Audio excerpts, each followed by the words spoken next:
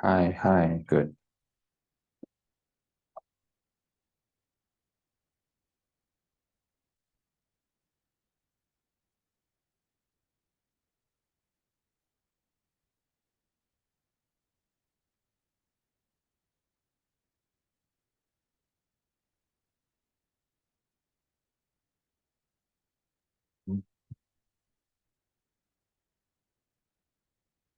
Okay, so uh, let's get started.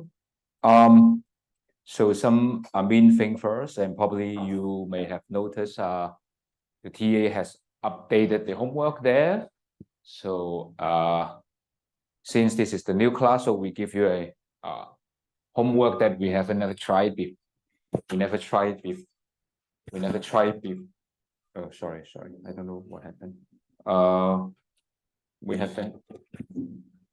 haven't tried before, so we don't know how it looks like. Tell us how you feel about the homework, and then we can see we can improve the second one. So the idea of the first homework is trying to give you a hand-on experience. Actually, is the research project that my TA has been working with me. So I try to get you have some idea what's going on. Is looking at the management science, one of the top journals, and we look at the data from there. Hopefully, you can see how actual research is been doing. So hopefully that would be kind of useful to see how things being done. If you have any question about the assignment, please feel free to email the TA, and then he will get back to you because he's the one who designed the assignment, so he will know better than I do. Of course, I can definitely help, but he's a better person to know to ask. So the now is a lesson 3. So today's lesson 4. So I will quickly go over the lesson 3. I guess that would be helpful because it has been a week since we talked about that, and then we will rely on what we have learned in today's class. Right? Today, what we learned is regression, and last class we learned is estimation and hypothesis testing. Okay, I can't walk here. So it's hypothesis testing and estimation, right? Lesson 3 is simply, oh, I forgot. Before I start, let's wish you a very happy Mid-Autumn Festival first. And those of you who are not here probably is eating the mooncake, so I definitely understand. So, if you happen to miss it in the Zoom or somewhere else, and please watch the video in case, because yes. So we are just very briefly review what we have done last time, and we will use the technique here. So the idea of topic 5, chapter 5, right? So just remember the chapter is referred to the textbook. Okay, so you should check the textbook slides. If you still feel there's a gap in my slides, or you can let me know. I can revise the slide, or you can also look at the textbook, which contain the most comprehensive thing. So either way, it will work. But you can try to see if you don't fully follow. So for estimation, right, the topic 5, right, is trying to see, right, to do the first inference, right? It's coming from sample to population, right? And the main thing we do, one of the things we do is look at the mean, right? Look at the sample mean, and sample mean will be the estimation population mean, right? Just to recall, if we want to get a, say, average consumer willingness to pay for our product, right? So what we're going to do is to a market survey, ask people, try to see if how much they're willing to pay for your product, right? And the sample average will be the best estimate of the population average, right? And there's several reasons why it's good, right? There's a free property there, right? It satisfies free nice property, like unbiasedness, normality, and convergence, right? And that hold for sample mean, right? And it did have certain kind of criteria for this to work. Why is the case like this? It's weird. Let's see if I can tune this a little bit.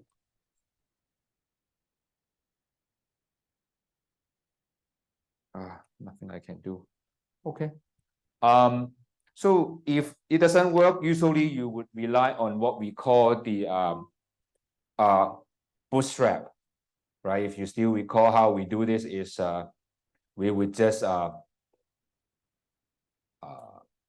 using the bootstrap idea, right? We construct the sample based on the sample we got, and then we can derive standard error, right? Otherwise, you would, under the nice public sample mean, right? You can always have a nice outcome. You can follow the bell curve, and everything you learn from the undergrad applies, right? If it doesn't apply, then you have the bootstrap method.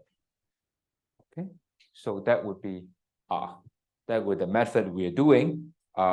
Actually, we do this today. When I run the regression coefficient will also do this. We'll do confidence interval, right? Will be plus and minus 2 SE, right? Just go back to this slide that will give some idea, right? This is the data supposed to have of course, the real data must be very long, right?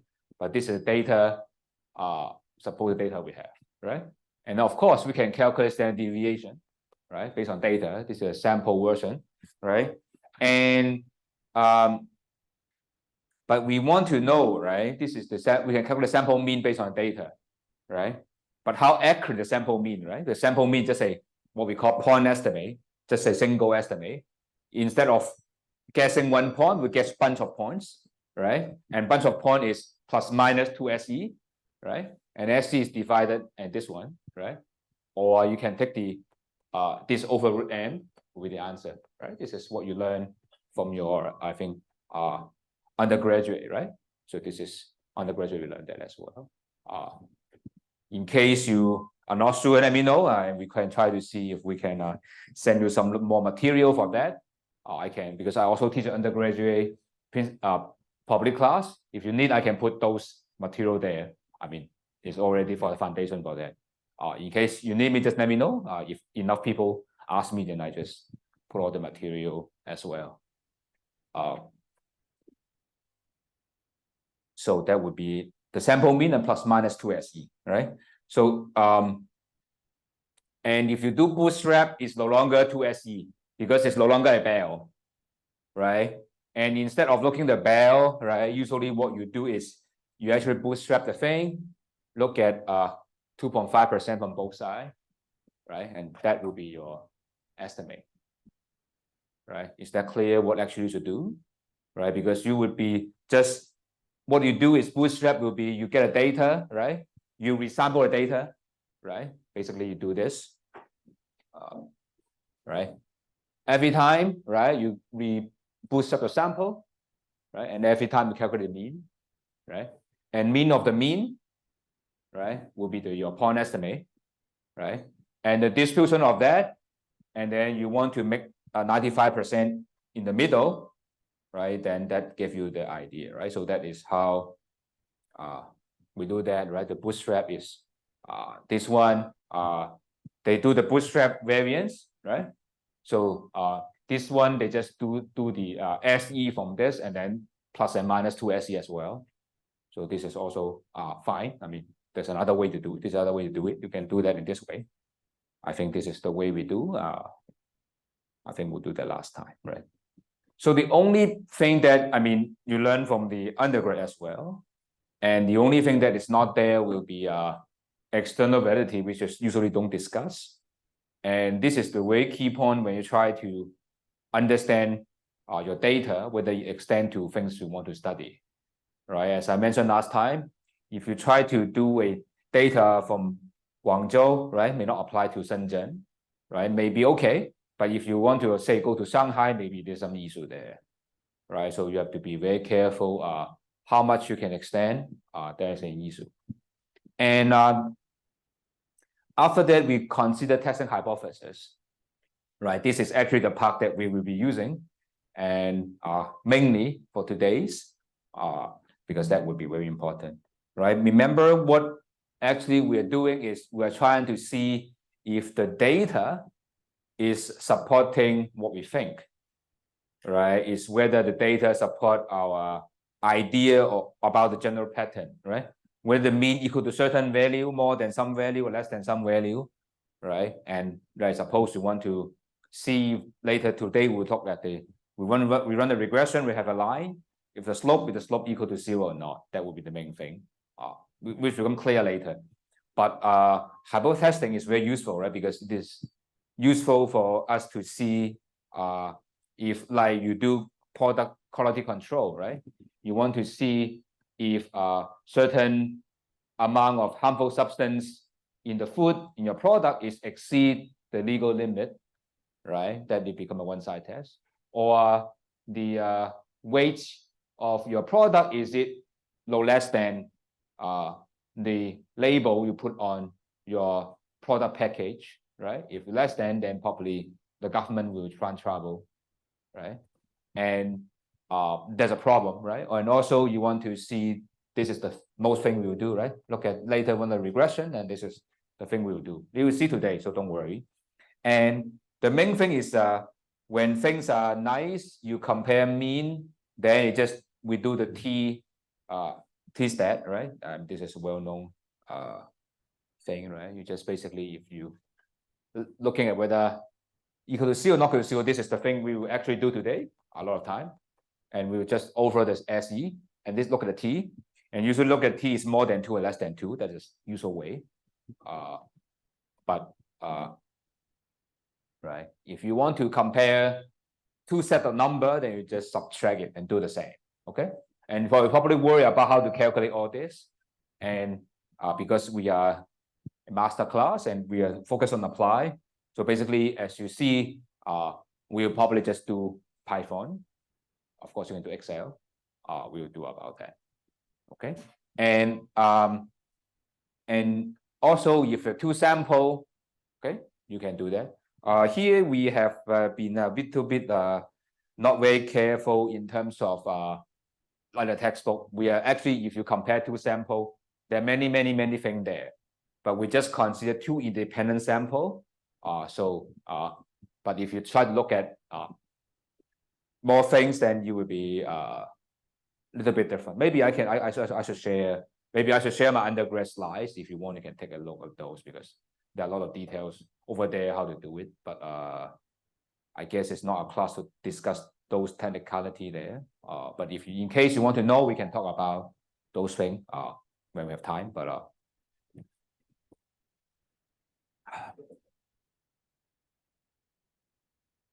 so the main idea of hypothesis testing is, let me talk like it again, right? So let me go back to the 0 thing first, right?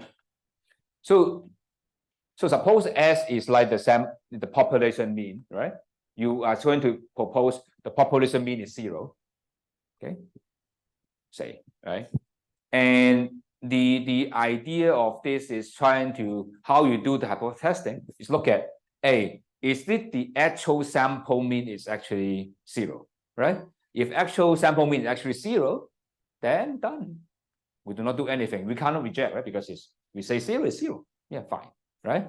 And what happened if different from 0? Okay, if like 0.1, you're going to reject. 0.2, 0.3, 0.4, 0.5, 100, are you going to reject? Or 1,000 are going to reject. What's the criteria of rejection, right? How far is from 0 you consider far enough? Okay, the idea is to compare in the matrix of standard deviation, right? According to, if this is normal, it's sample mean, right? According to that it's very rare that is more than 2 SE, right? Because the idea is, right, like confidence interval, right? If it is 0, you go 2 SE, above and below, right? 95% is within there, right? If outside, then it's far away enough, right? So if it's far away from 2 SE from 0, then you reject. So that's the idea. So that's why we say the t value is usually more than or less than -2, then we reject it, because if we suppose it's true, right? We believe you're true. Okay, that's fine, right? You must, the t should be plus a -2, right? Within that, right? It's a bell curve, right? Because the idea is like this, right? I mean, although I know many of you know it, but I just make sure I don't lose anybody here, right? It's like, although T is not exactly Bell, but we mentioned it's like almost Bell, but just the two tails are fatter. But still, in generic sense, it's like it's still like a Bell if n is big enough. And I think for application for you as a IT manager, is more than it would apply always. So, right, because 95% is within year, right? So assume this is true, this must be true, right? So if what you get is like very far away from this, then you reject, right? So that's why in the text this is called critical values, right? And these region are called rejection region, right? This is a region. More than that, then that's the case, right? Another thing is we talk about is we call p-values, right? But this is exactly the same thing, right? Because p-value is essentially saying if your data is actually here, right? And you just calculate the area more than that and times 2, right? And if this is less than 5%, right? That means that it's within the rejection region, then you reject, right? That's the p-value idea, okay? Don't worry, when we run regression, we'll easily clearly see the table give you all these things. You just need to see more than 5%, less than 5%, and that's usually you're done. And usually the table already gives you the star, so you don't, basically very automatic. So that's no, I mean, just look and then you see the answer. So it's very automatic, okay? But the underlying is this one, okay? And okay, for those of you who actually have problem with revising this, I will send you the undergraduate notes, and you can also check, because I taught undergraduate stat for 3 years, so you can also check all the video there if you need. But in case you still need, then just ask TA, okay, who's able to help you to brush up your statistics, okay? Because master class I cannot make it to undergraduate, right? Otherwise, you would think you pay for a lot of money and then you're not going to get too much reward from that. I mean, of course, I'm happy to help you, or TA also happy to help you in case you have trouble. Okay, I'm in the break or whatever, but it's not wise to talk about it in the class, hard details here and there, right? Because I will tell you when we use regression, that's most of the time we use it. Look at the table, how we make a decision, that should be fine. Okay, the detail of the foundation, if you still want, we can talk, but should not be the focus of this class, because it's focused on application, right? Not the theory. Okay, and you will see the theory how it applies. So this is what we said, right? And so let's get to today's business. Okay. So I would say today's class would be the single, probably including next class, the single most useful thing you can learn from this one, the classical regression model. And after that, we do some machine learning here and there, but I would think regression it still gives you the framework that do everything, because basically from that on everything is very similar. Okay, and machine learning is another way to run regression, you can say, but it's not a linear model, but other type of model. If you understand regression, you can understand most of the stuff. Okay, and all the rest is basically regression. I mean, if I put it this way, and for most of the research people just run regression for empirical study. Of course, you have more deeper regression or different way of doing the modeling, but I think regression is the main thing. But before we do that, let's start with today's objective. So we're trying to do regression and tell you how to. There's some technicality here, and today we just focus on one variable regression, and next class we talk multiple regression. So that is the difference between this class and next one. So we just focus on Y and X. And next class, we focus Y and X and Z and A, B, C, D, F, G. Okay, just Y and X. That's 2 variables. Okay, and here we talk. Oh, I forgot to close myself. Sorry. So it's then after that we talk about X is about talking non-linearity. Because regression is linear, so we try to say how to handle the non-linearity there. Okay. And let's start with simple regression. By simple, actually just mean one variable. Okay, just The idea is we are looking at very similar to what we learned covalent, coefficient, or covariance, right? Covariance looking at if X is above the mean, is Y above the mean or below the mean, right? And we then can normalize covalent coefficient, but that is more or less how X and Y related, strongly or weakly, right? Then you don't have a model as a prediction and do analysis. You can't say too much, right? So in this linear regression or simple regression, we are trying to estimate a model behind. So we try to have a data, we build a model, and we use the model to do a lot of stuff, right? And then we keep with more data, we refine the model, right?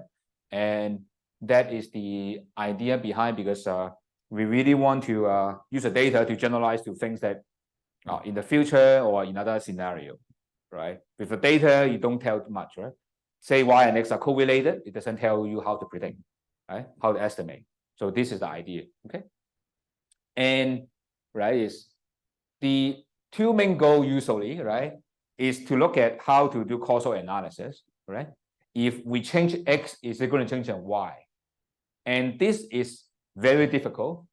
And that's actually reserved, look at textbook will be reserved for the very last part of the course. Actually, we will do it, I think, in chapter 8, 9, and 10. So class week 9 and week 8, week 9, week 10, because to determine how X impact on Y, to establish causality is a very difficult thing, because we only have observation data.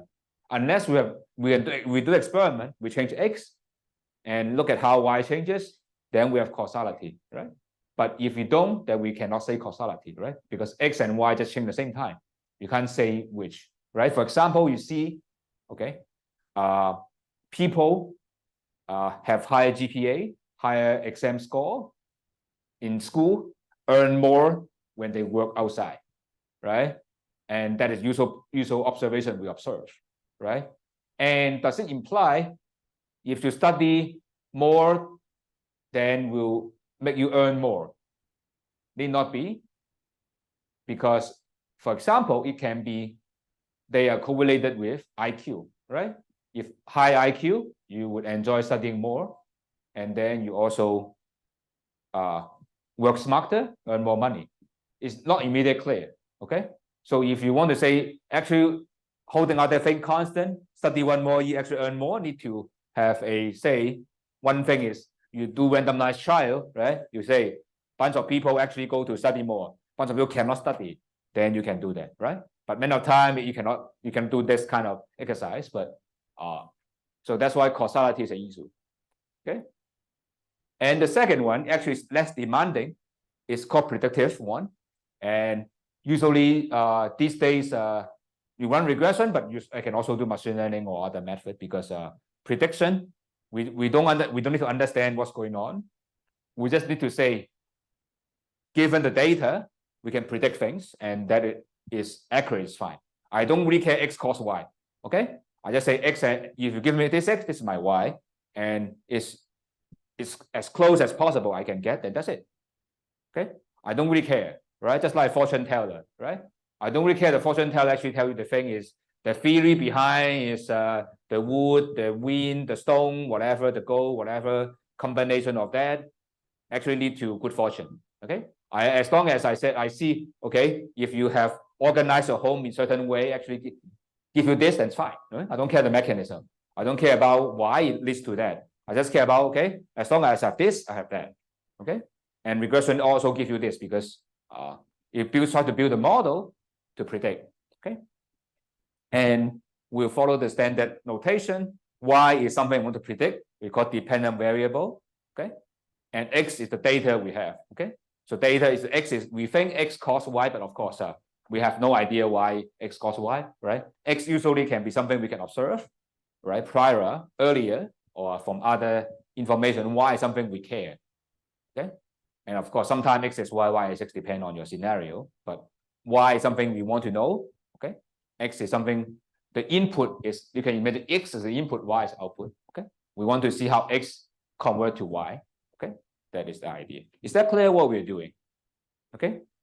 And remember, in this class, we only have single X, And next class, we'll talk about multiple X. And the type of regression that we consider, okay, there are usually two types, okay. One type is called non-parametric. Usually that is something you didn't learn in undergrad. The other is parametric. Parametric is more easy, but let me talk about the parametric first, okay. Parametric is saying that you would make some more assumption on how X and Y are related, okay, and that is based on parameter, 参数, so based on some parameter, and the simplify is like this: is linear, right? Y is basically related to X in a linear way, and is governed by two number, which is we don't know A and B, but that's a number that you've got to govern. Of course, our goal is to discover what's A and B, right? What was A and B? But the idea is very simple. We assume there's a form, and then we estimate this. Okay, we assume the form. Of course, obviously it is easier, right? Make some assumption, make our life easier, right? We can also assume the exponential, assume quadratic or other form is pre-specified, right? The first one will be this chapter is about linear regression, okay? And after that, we talk about this in the second half of this class, okay? The first half we focus on this linear, okay? And this is the most useful one, okay? And one thing I want to emphasize is if you do this, usually this one will be the first thing you would do if you try to establish stuff, okay? OLS, or what we call the linear regression, is the thing that no matter what you do, this is the first thing you try, the benchmark, okay? You want to see this one would do the job. If you do the job, then you're done, okay? Later at the end of this chapter, we see what do you mean by do the job, but if it works out, then usually it's good. And all other advanced techniques try to solve the problem when the data has some issue, okay? Or data has some special thing, then we need to be very careful. But in generically, this one usually solves for most of the problem, okay? And this is what we do. And then I want to talk about the non-parametric one, right? Non-parametric one simply means you can imagine is we don't assume functional form, or we make the functional form without assuming exactly what is the type of the form and let the data tell us. It's very weak, I understand. You'll become more clear when you give example. I mean, it's very difficult to understand. I think when I was a student, I tried to understand non-parametric. It took me several years to understand what's going on. I mean, I have that in undergrad because I studied actuarial science when I was undergrad, and I learned a lot of parametric method. But I still don't understand what's going on. There's a method, right? And up until I go to graduate school, and I understand, okay, a Ph.D. class, okay, I now understand. But it's normal we don't understand what's going on. But only thing you need to know is just this one put less restriction on data. This put some form of data, and we just estimate the number, okay? And this is more flexible. At the end, of course, you look at the math, we didn't do, but actually behind, there also some maximization problem goes on here, okay? And there's some functional form, not functional form, but there's a form that you actually do something, okay? But if you learn regression tree, actually later we'll do two weeks later, actually non-parametric. But today we only learn the called Lowess, locally weighted scatter plot smoothing. Okay, so it's very graphical. We don't go to math, but we graphically explain what it is. Okay, but don't worry, it will be very simple. So don't worry about that. It will be very simple. So basically, Lowess, I think the easiest thing to think about this is to think about this in two ways. If you look at the textbook, also say in this way. The call is called bins. Okay, and do I have it? The first thing, let me show the data. Okay, maybe I go to the example before I jump a little bit because that would be easier. Okay, then that would be easier to explain. So I go to this example first. Remember, this example is the hotel thing, right? The hotel price data, and we want to find the hotel price, right? And the thing that this is going to do is trying to use distance to explain the price. That is the example is doing, right? Look at close and far, right? You can see closer is more expensive than further from the city center. And here you can see if they try to do it by actual distance, it's also clear there's a negative related, right? It goes further is cheaper, okay? Which makes sense, okay? And here is the what we call the scatter beans plot, okay? This is one method. We didn't talk about it, but this is very simple, okay? This is simply the following, right? This is, we want to use X to predict Y, okay? And what they do is to cut X into several parts, okay? Here, just 3 parts, okay? And calculate the average here, become the green, right? And this is the model, okay? The model will be saying, if X is between 1 mile, it's this price. This is the model, right? So it's very simple. Just cut your data based on X into multiple parts. Your prediction model is just simple mean, just simple sample mean, right? Because without the model, what you're going to do is to get all the data, have a sample mean here, overall sample mean will be the simplest model, right? The simplest model is don't use X, right? If you don't use X, just the overall mean is the best predictor, right? That's the thing, right? Sample average of Y is just the estimate, right? So here is, I would cut this into several parts, right? So if you like math, right? The simplest thing is like you use this sample mean Y bar, right? And this is simply say, I have Y bar based on X is between certain value, right? Maybe alpha and beta, right? And alpha and beta, maybe you do some pre-selected distance, or you can find it by some method, which textbook doesn't mention, but you can do, say, later you see, say, you can do cross-validation or many methods you can try. Which one is going to minimize the MSE?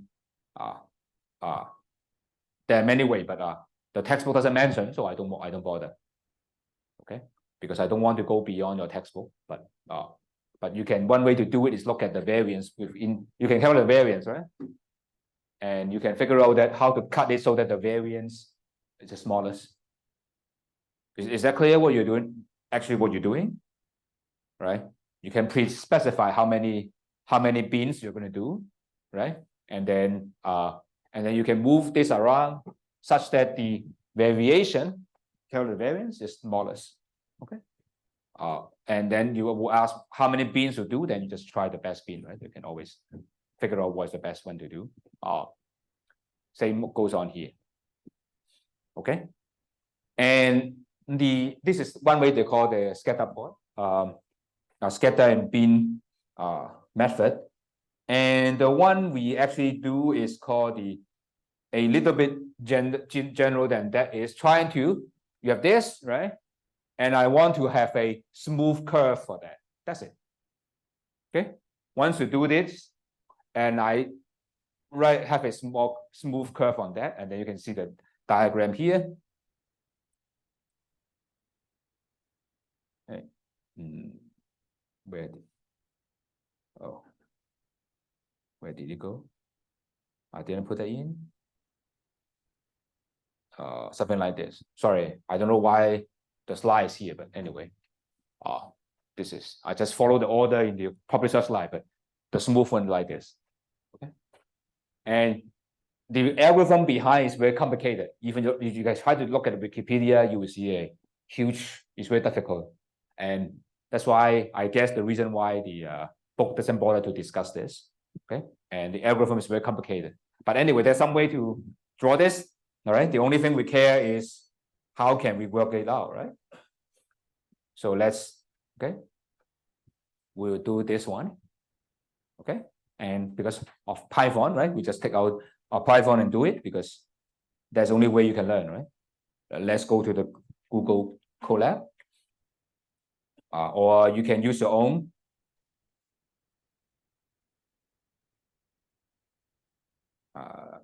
Let me sign in.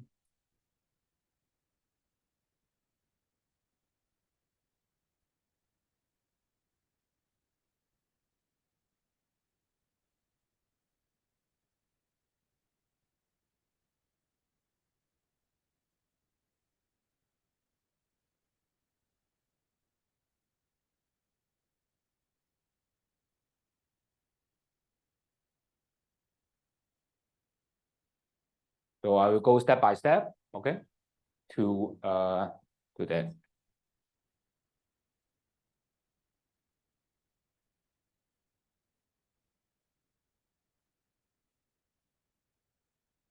So for those who would still think they need some brush up for the Python, I would do optional lecture for undergraduate for the Python in the B.A. lab. I think in the third week of October, I booked the room big enough so that if you want to join, you can also join. And of course, that one will record as well if you want to understand. But it's a very basic Python thing. It's a hand-on 3 hour at night. So if you want to join, you can join. Doesn't have to be. I think it's after the Chongyang Festival. The Tuesday and the Wednesday there will be 2 days. I will let you know when the days nearby. But that one is you can join. That doesn't really matter because I just try to see if you're not comfortable with the Python, you just start from scratch again for that class. I mean, you're welcome to come. So what we are going to do is we go line by line for this one. Okay. So the first line, okay, import NumPy as py, right? Just to remind you, because I'm pretty sure that many of you would know how to do Python, but I said I just assume you don't have anything, although I know you have the summer, but many of you are not very comfortable as still. So let me go step by step, right? The first one is this. The easiest, I just copy and paste. I'm not going to type. Okay, let's see. I can copy and paste here. Okay, so this is import, right? And then here I just import. Okay, and I hope you have that. Okay, and then the next one. Okay, this is a drawing tool called Matplot library, and we draw 2D plot, so it's py plot. Okay, and that's plot. Okay, so I just do slowly. Okay, because I hope that would make you less worry about things. Okay, I just do this. I import this as well.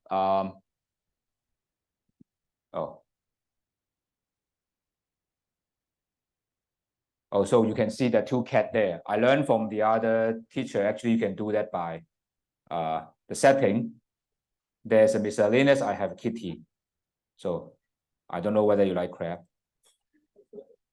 Okay, and yeah, that's how I learned. I go to the AI class offered by other school, then they tell me this. I never know this because I use it, but I never know there's you can do something funny. But anyway, okay. Now I think the first 2 probably you learn. The only thing new is this guy. We haven't discussed. It's called the stat models.api as SM. Okay, and this is the package or the library that contains, I guess, for the most of regression problem. Okay, for machine learning, we have another one because as a sci-kit learn, but sci-kit learn, but this is the one that we use for regression. Okay, of course, the sci-kit learn also, sci-kit learn is also you can do regression, but this one is better for our purpose. Okay, for learning purpose. That one is good for machine learning, but this one is good because it do all the hypothesis testing. That one is just run the regression, not really doing big thing. Okay, and this is we import as SM. Okay, why? And the next 2 lines I'm going to quick, right? Because array I do it. Okay, so I just do it immediately. So just copy and just place that. Okay, shouldn't be an issue. So let me do that. Okay, I hope everyone can get it. If you do not, just raise your hand because I think it's important to make sure you know how to work this out, right? Because I guess unless you're going to go to teach other people, you are not going to understand what's going on behind. You just need to know how to run the regression, right? How to actually work out your stuff, right? So that's important. Okay. And here's the important. It's called we do the smoothing. Okay, is I have a non-parametric Lowess, right, and create an object there. Okay, and here is the code to the 0 is the x that smooth out, y is the 1. Okay, so that is the thing. Okay, I just put it there. Okay.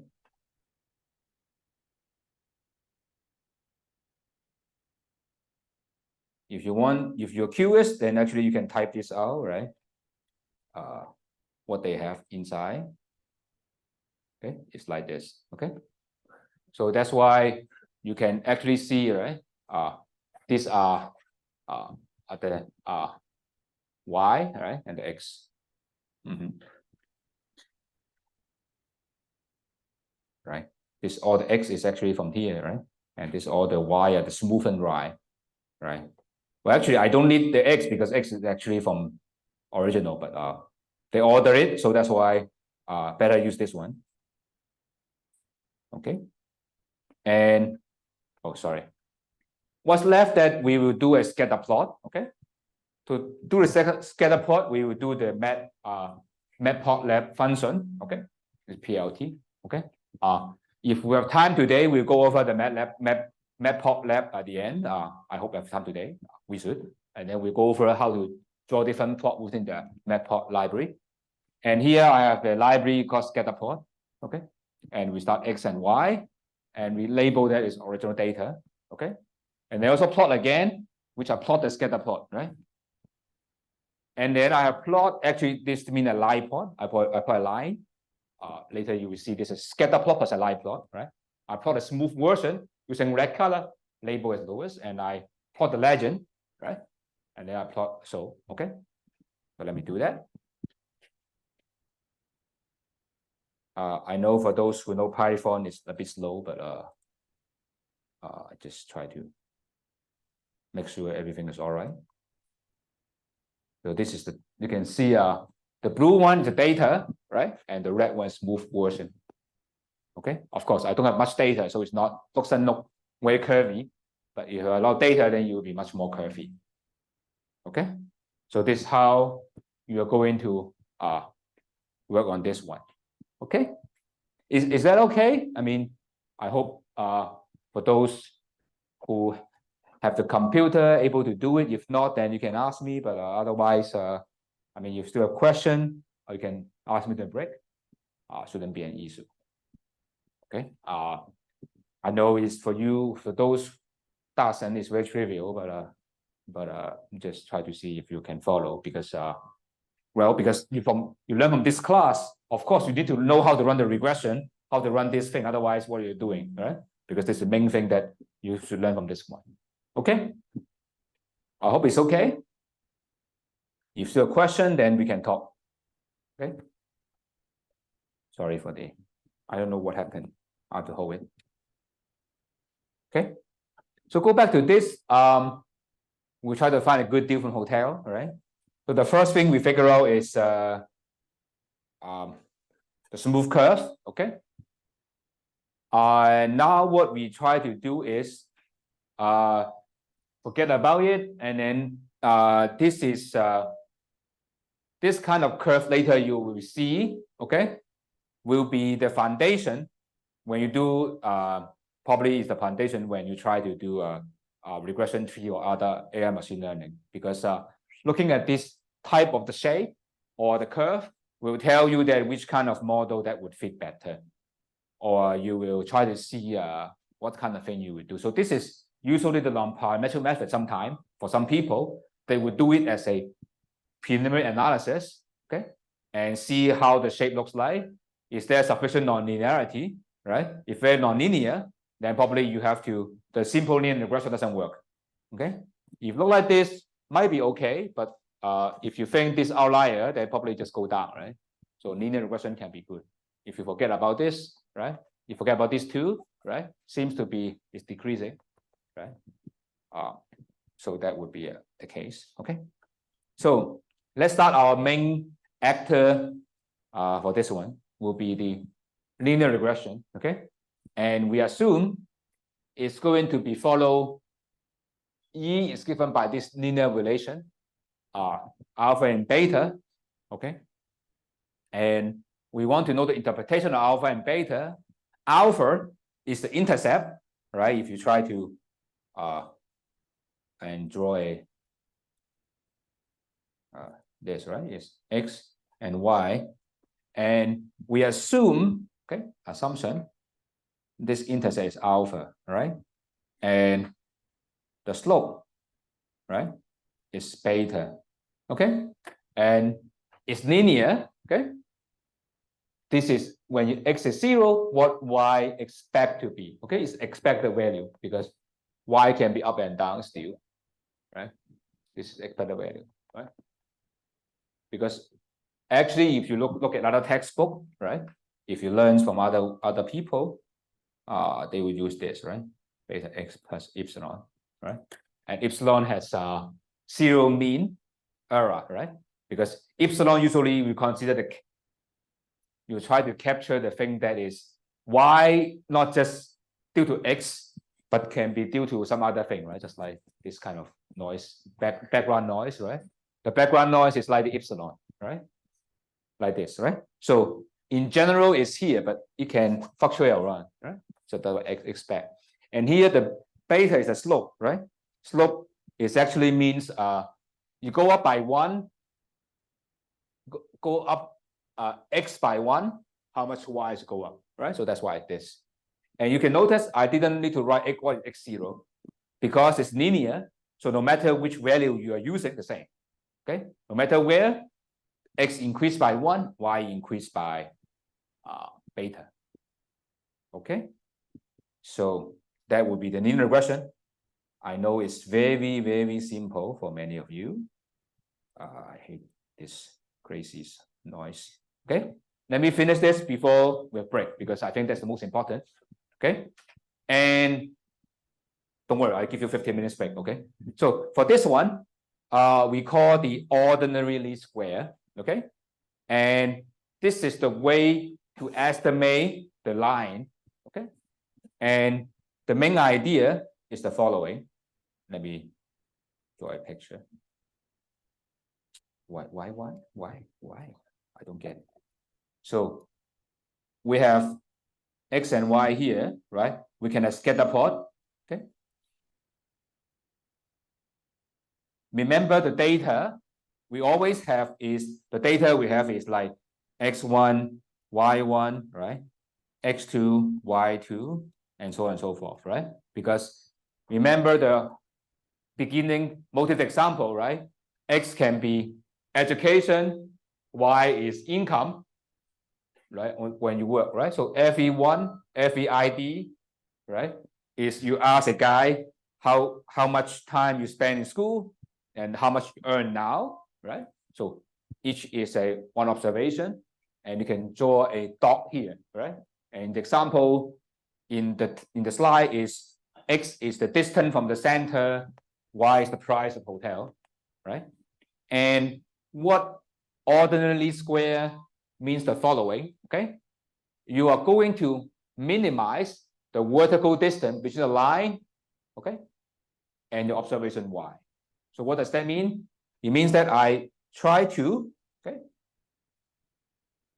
why? It's crazy.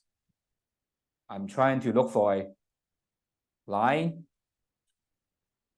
Okay, let me use color red. Okay, I want to find a line. Okay, of course, by choosing the line, essentially, I mean, I would choose different alpha. Okay, I choose different beta. Right? If I choose different line, then it will be another slope, another intercept, right? So basically, I just move up and down by alpha. I just rotate it, right? Then the objective is to minimize the vertical distance. Okay, minimize this guy. Okay, minimize this guy. So this is a y I, right? Is this guy, right? And this guy is what? This is xi, right? So this is alpha plus beta xi, right? So you subtract is the vertical distance, right? Vertical distance square. Why square? Because you don't need to care about up and down, okay? Right? But up and down is this. Basically, that's why the least square is the square, sum of the square. Each point you do that because summation. Right? Every point you try to look at the green distance square and minimize, right? And turn out, okay, without too much math, okay. Actually, you can derive that using calculus, very simple, but it's not our goal of this class. But that will be, you can remember this formula if you want to, is this one. Term beta is covariance over variance. Okay, this is the formula. Remember, some people remember this, but I only remember this guy. Okay, and this is, you can easily think about why this is true. Okay, the reason of this is just x and y are related, right? So given by covariance, right? Because multiplied by x, so that's why you have to divide it x to reflect the fact that you inflate it. Okay, and you don't have to worry about why this is true, but this is, you can, the textbook has, 3 pages in appendix that prove this, and I don't think we need it anyway. Because once you go beyond one variable, then you need matrix algebra to do things, and I don't think it's the goal of us to discuss that. But this is the formula, and you don't need to even remember, because always computer give you. Okay, so the only thing you need to remember, I think, the most important, is to understand is actually minimizing the vertical distance, right? And probably you want to ask why we want to minimize the vertical distance, okay? Not other distance, right? Because potentially you can minimize a lot of distance, right? You can minimize this distance, right? The blue one, or even the yellow one, not the horizontal one, right? There are many distance you can minimize. Why we pick the vertical one? The reason is we want to use x to predict y, right? And the vertical distance is actually the error of our model, right? Because you want to say this is our model, and that's why we want to minimize our error, okay? And for give you some idea, historical thing is, this is the method the mathematician Gauss actually predict some astronomical phenomenon, okay? And no one know how to solve it, and he used least square regression to predict the return of the comet. That time is like 300 years ago, right? There's no computer. They look at the star comet move around the Earth, and he's able to use OLS to predict the movement of the heavenly body. Okay. Now, finally, the intercept. Okay, the intercept is not difficult to see, and basically, if you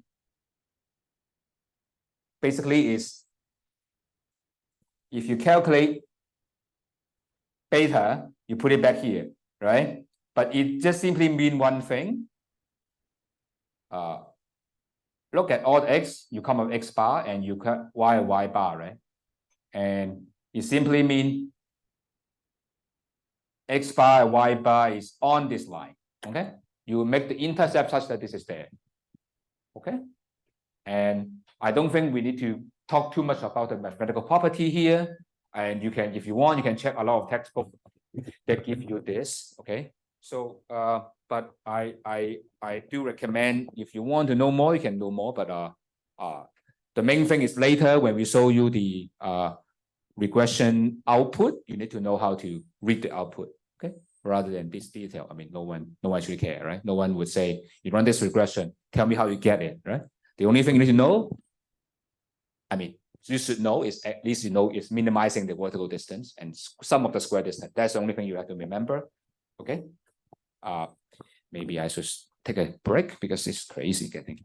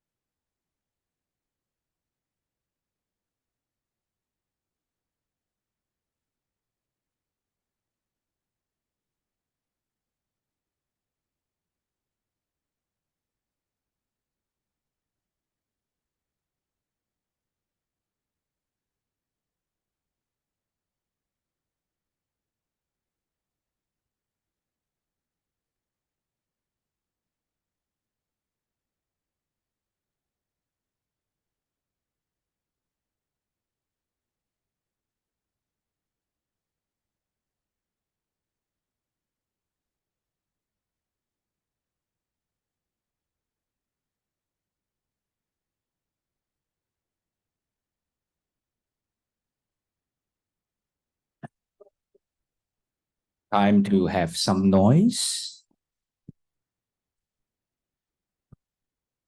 Hi, whoa, it's starting.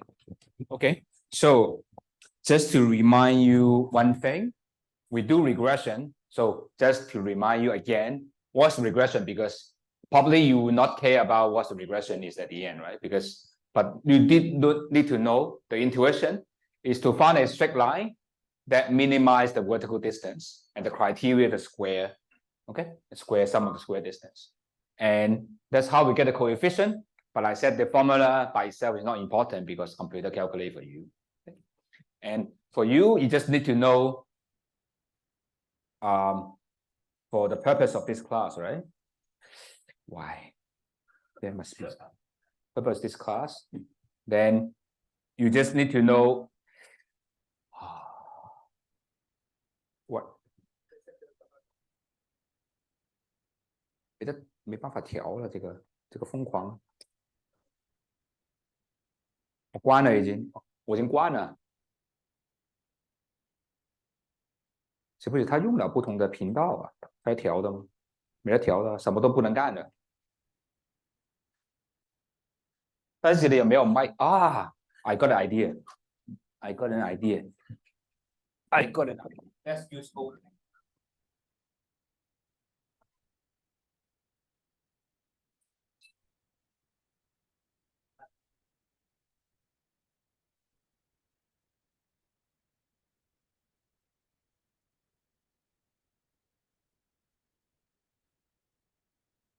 Hi. Hi. Hi. Hi. Hi. Is it there? Hi. Hi. Is it? Can you hear? Let's use low tech. Sometimes low tech actually is more reliable. Okay.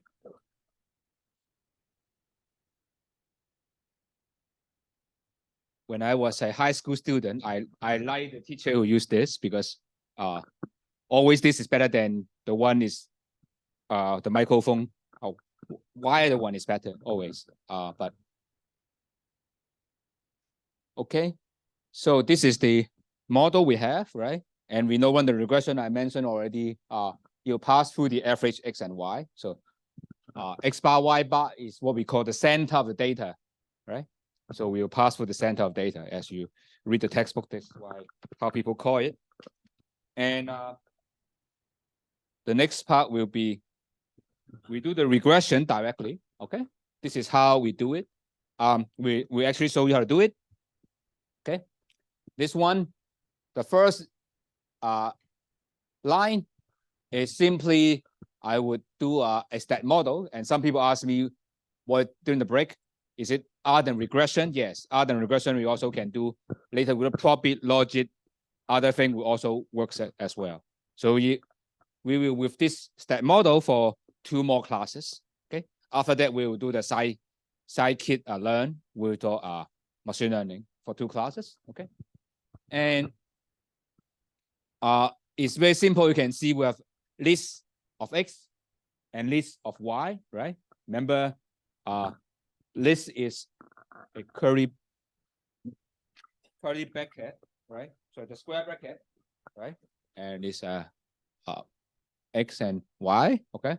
And you don't need to use a numpy because for this one, you convert to numpy directly, even if you don't use a numpy. And the way it works is you have to add a constant to it, okay? Actually, if you try to look at it later, you will see it's basically add 1, 1, 1, 1, 1 to the system, but we will show you, okay? And once you do the ORS, we just regress y on x, okay? And SM is the stat model, okay? And once the model, you fit the model, okay? And the outcome put here, okay? This is when you do machine learning, all the same syntax. You define the model, you fit the model, and later you predict, but we don't predict here, but repeat the summary, okay? Let's go step by step and you understand what's going on, okay? That is the way you learn Python, okay? I try to be quick. I copy the first 4 lines because I guess from now on, I don't need to do one by one, right?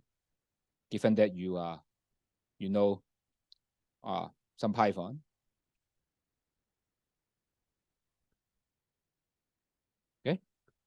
So do note that these I should make it bigger, right? Probably can't see clearly. Sorry, I should increase the font size. Sorry, I didn't say it right. Okay, I hope this is better. Okay, do note that this is capital X. Okay, so now I run it. Okay, now to see what actually do the X constant, you just go to the X1. Okay, so as I said, you just add 1 to the left. Okay, and later if you learn matrix, you will see why this is the case. This is the big matrix X. You will learn this when we run multiple regression. This is standard thing. If you learn matrix algebra, this is the way you do, because 1 actually at constant means the alpha. Okay, that's the alpha. And just to, one thing is to let you know, probably you may not notice, for the Python, for this one, you can check what are the thing in the data. Okay, so here I define a variable X list of numbers, right? And Y is list of number, and big X is the array of this, right? 2-dimensional. So you can check it out by looking at variable, this guy. Okay, and just wait a little bit. You will tell you what are the number here, though. So X is this, small x is that. Okay. Okay, tell you what kind of data type. Okay. And next, what we're going to do is to, where am I? Okay. And we feed the model, okay, to save time. But I still run one by one, because that would be that would tell you what actually is doing there. Okay. Let me run the next one. Okay. Let me run this line. Okay. And probably you want to try to look at what the model tells you. Just type it out, right? You can type this. That will tell you what it is. Okay. And you can see they don't tell you much, because you just put a number in. It's a model. It's an object there, but you didn't do anything. Okay. But same as R or whatever, just like you fill in a model. Okay. It's a data type. Okay. And now what we're going to do is to fit the model. Okay. And again, this will be once you do it, it's a bunch of object inside. Okay. And we will show you that there's nothing. You should display another object there. Okay. If you show this, it's a complicated object, right? So, but already it's a big object there, contain many stuff. Okay. So if you use the doc function, you will see there are many things inside. You can see there are many things. Standard error, AIC, BIC, these are the things that later we'll discuss. Okay. But what we'll do is we'll do the summary.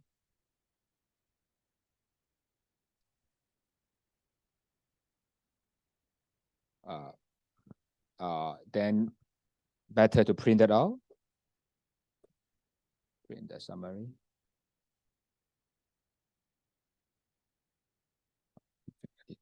Break. Okay. So this will be the output that you should know how to interpret. Okay. Not everyone, but at least the main one, right? Because to understand everyone, I need to talk about these several classes to understand what's going on. But just to make sure that you understand what's going on here. Okay. This is a regression result. Okay. This thing you need to know, right? And why? Okay. R square, we'll talk about this very soon. It's talking about a goodness of fit. Okay. It's go from 0 to 1. 1 will be on a straight line, the best fit. 0 will be the worst fit. Okay. The higher, the better. Okay. That will be the number we look at. Okay. And other thing is like time method. I don't know. Number of observation. And there's some F stat. Okay. F stat is something that we will also look at, right? F stat and the P. Okay. And then also the P. This one F stat. The F stat is looking at the hypothesis testing, actually same as the one here, okay? Because it's only one variable. This F will be same as this, the P value same as this guy, okay? Indeed, this square will be this one. T square is actually F, but it's beyond the scope. We explain why, but the thing what it's doing is asking if the coefficient beta is equal to 0 or not, right? Because remember the regression, what we do, right? The regression, what we do is y equal beta, right? And what the hypothesis testing is beta equal to 0, right? Or beta 1, right? Beta not equal to 0, right? And this is the model, okay? This is the one. Is that clear? Okay. And later here with AIC, BIC, it's not super important for regression, but later when we learn more complicated regression like the like probability logic, that would be, or other method that would be better, because that actually similar to R square kind of, but we are not using it for a purpose, okay, for the moment. Okay. And here comes the important thing, okay? This constant is our alpha head, okay? And the one below 0.6 something, this guy is our beta head, okay? And the one next to 2.20, right? 2.20 is 0.938, is the standard error for the constant, okay? Standard error is, right? You know what it means, right? It's like the distribution, right? You add 2 SE and minus SE, right? So that's why you give you this two number, right? Is you add 2 SE, gives you this one, should be, yes, 2 times this guy plus this, and around 2 times this plus this, give you this two number. Okay. The reason why it's not 2 is more than 2 is because I have very small sample, and it's not. But when actual data you're doing, it's just simply 2 times this guy plus. But because this sample is very small, T is not very accurate, so it's not 2. It's way more than 2 at the T table. But in general, when you do regression, it's just 2 times that. So you don't have this problem. Okay. And this T value is the thing I mentioned about testing, right? This testing alpha, this testing beta.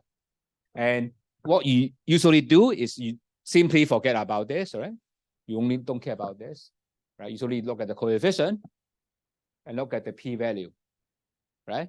If the P value is less than 5%, right? Then you would reject the null. Then what you run the regression is valid. Okay. So this is the usual thing. The first thing you do, look at the coefficient. Whether the coefficient is getting the right sign, is the same as our theory, right? Is it they're positively related or negatively, right? Or the sign, is it too big or too small, right? With some idea. The next thing is look at the P value, okay? Is it less than 0.5, right? If less than 0.05, right? If less than 5%, then the regression actually has some meaning, right? Otherwise, if beta is 0, the regression has no meaning, right? If this is 0, not from 0, just there's no point of doing this regression. Is that clear? Okay, this thing you need to do. And for this below, I don't think you need it for most of purpose.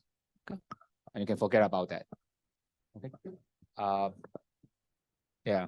Sometimes you care about the Durbin Watson, but not for our class. Okay. You don't cover that. Okay. So basically, you just need to know the above mainly. Okay. I already cover most of the stuff. Okay. One thing we talk about later is not robust. This is something we talk about a little bit more. Later you will see, but for the moment we just have it. It's fine. Okay. Is that okay for the moment? Okay. Of course. You will run regression by yourself, then you know. But for the moment, it doesn't really matter. Okay.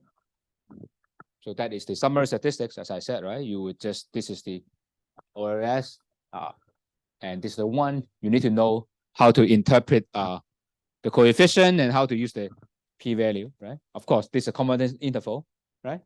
It's like if you try to say, okay, the constant is 2.2, but you would say there's 1 point, but actually it's within this one, right? Actually, this one from negative positive includes 0. Basically, this implies this is useless, right? Same here, right? This one is like 0.6, but this one is from -3 to 1.5. It includes 0, actually it's useless, right? Whether it includes 0, actually will tell you whether this is less than 5%, right? Either look at this one or look at this one. Doesn't really matter anyway. Okay, is that clear?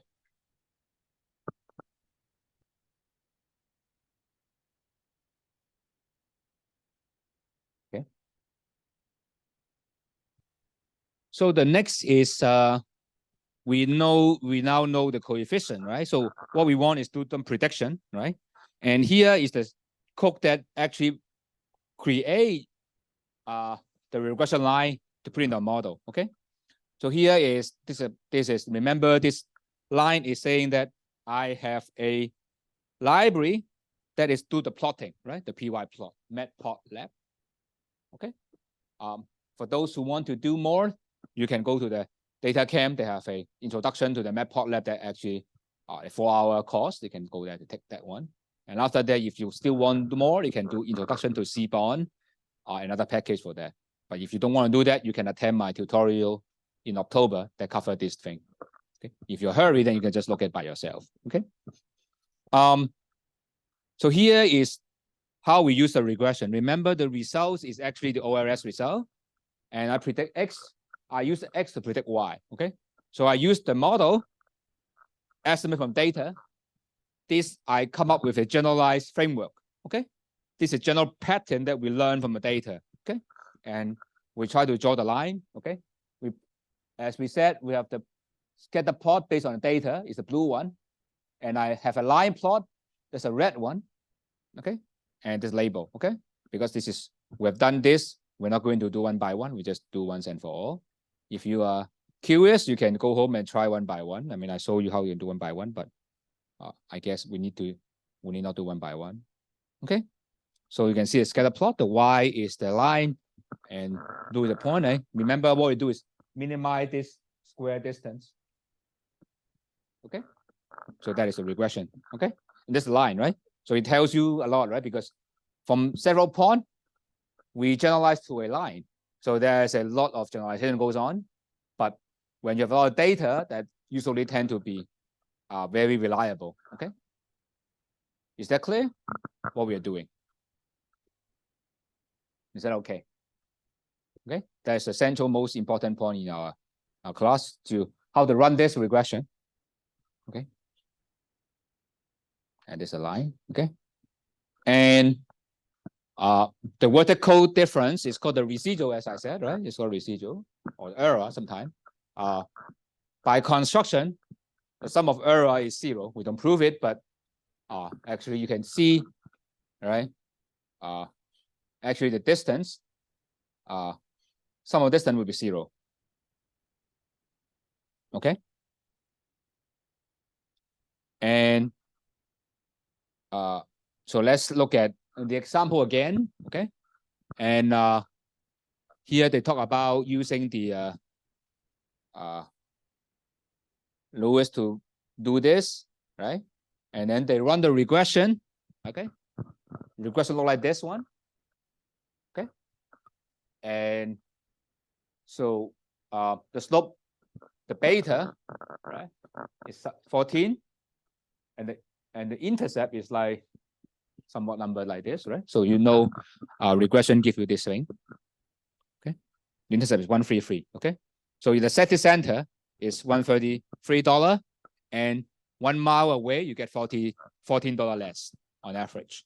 Okay, so that is what this tells you. Okay, so the residual will be the vertical distance, right? So that is the model tells you, okay? And you can look at the residual plot, okay, which I will show you how you do it in the Python. You can see it's rather symmetric. Okay, it's not skewed one side or the other. So if this looks like a nice spell, which means that your regression is usually good. Okay, if it's skewed, have heavy tail, something here, something here, not so good, but it's okay, just one. But if there's a large thing here, then you're a little bit worried. Okay, and then in that case, what we do, you do a bootstrap standard error. Okay, I'm not sure I put in the slide, but in the Python code I put online, you can see how I do the bootstrap version of the regression. Okay, but we're not going to talk about this today. It can be done. Do I have? I don't. But you can check it out if you want to have more fun on those. Okay. And remember, the goal of this is to find the most underpriced hotel, right? Because we want to find a good bargain. So now we have the model, right? The model tells us if distance is the only thing matter for the price, because by convenience, you can imagine, right? And these yellow one are the most underpriced, right? Because suppose they should belong to this one, right? The one who has the largest vertical distance, right, is the one that is cheapest. Okay, so you look at this hotel, right, and these are more expensive. These are good bargain. Okay, that's what this model tells you, right? Is that clear? If you believe that distance is the single most important thing that drive the price, of course, later you will see you should do more. But if you think distance is the only thing you matter, and that's with the model. Okay. And what they do is they collect, look at the data, right? Look at the predict price, look at the residual, right? And find the one that is highest, and that is the hotel. So that is what it's trying to do. Okay. So that's why this question try to tell you how you can find a good bargain based on regression, right? The regression estimated model tell you what should be the normal price or average price. When the one deviate from that, that is the one they try to find a bargain. Okay, of course, assuming that all the aspect of hotel are comparable, right? So that's why you have to clean the data, right? Such that actually these hotel comparable, right? That's why they make it to the 3-star and 4-star hotel, right? Make sure everything is comparable in order to do this regression. Otherwise, if you are just run linear regression, the data is very different in other dimension, then your regression is a problem. Okay, but we will talk about multiple regression in the next class. Then we will see how we don't have to worry about those. Okay, if you can control easily. Now the last one we want to talk about is R square. Okay, R square by construction is very simple. I don't have that here. Maybe I draw a graph to explain. Okay, this is X, this is Y. Okay, and a bunch of points. Okay, and then we have the regression line, say. Okay, and remember the goal of regression is try to use X to explain Y. Okay, and even you don't have X, okay, how you're going to predict Y is what? Use average of Y, right? Which has essentially meaning, the most meaningful thing, right? If you don't use X, right, is the mean of Y. So you would be this. Okay, suppose it's mean of Y. Okay, mean of Y will be, look at the vertical distance, right? Actually the center, right? That's the meaning of mean, right? And you want to say, okay, Y bar is our baseline, right? And what we want is actually, we want to explain this guy. right? Want to explain this one, suppose this one, right? Want to explain this vertical difference, okay? This data point, right, is xi, yi, right? Okay, and this distance, right, is yi minus y bar, right? And remember what we actually have explained using the model, right, is this one, this distance, right? This point is xi, yi hat, right? And yi hat is what? Y hat is alpha hat plus beta hat xi, and hat means the one you run from the regression, you get the number, right? So this is just yi hat minus yi, right? And r square simply means the blue over the pink.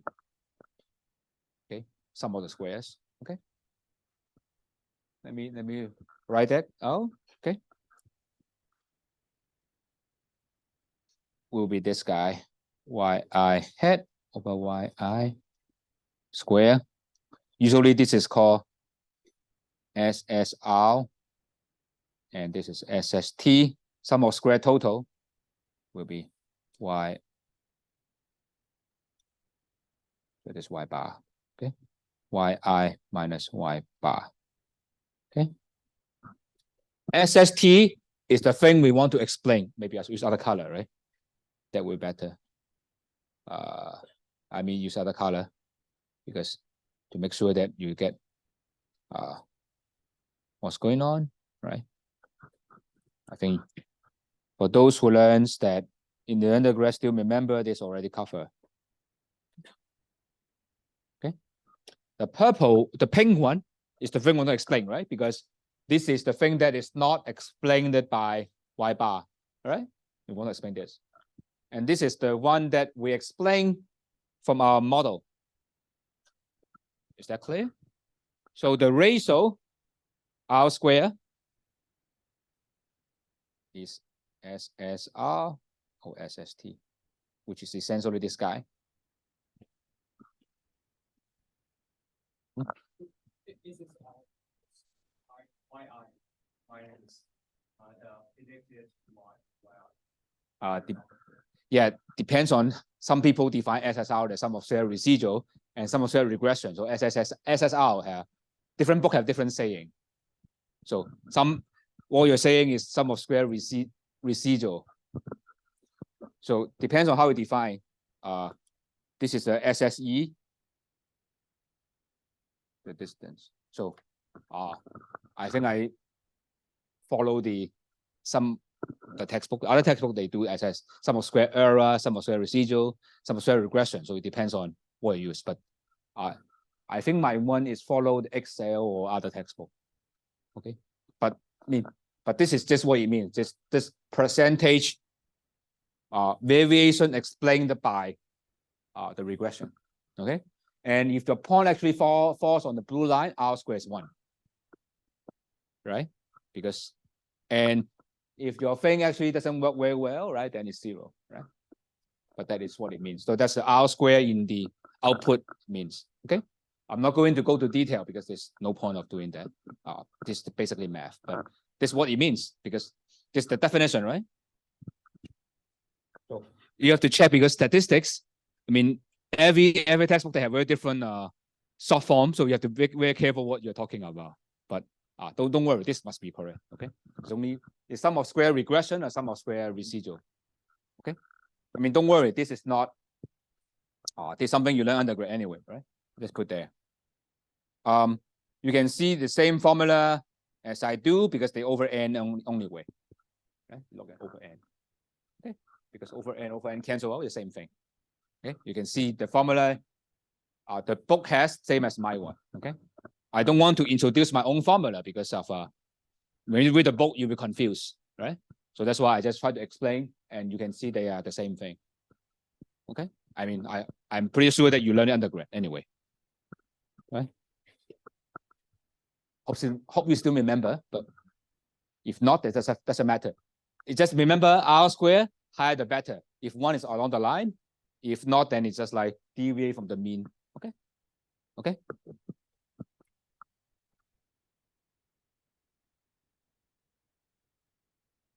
So it must be between 0 to 1. And probably you would wonder why I call R square. It is because it is exactly if you have correlation coefficient, which is small r, the small r square is big R square, same thing.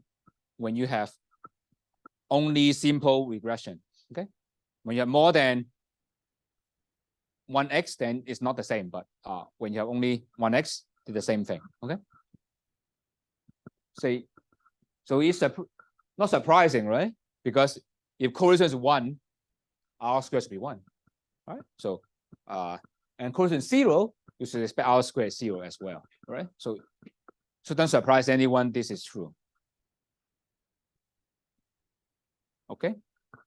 Is that okay? Is that okay?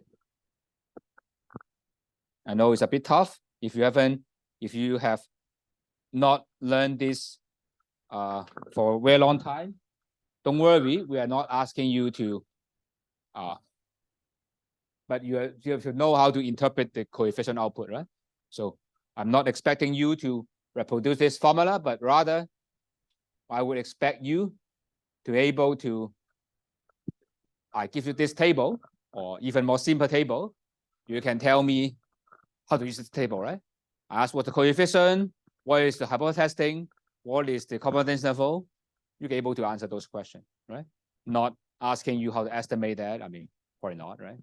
Or I give you two regression, one has high R square, one has lower, which one you pick, right? This kind of problem you should be able to answer, right?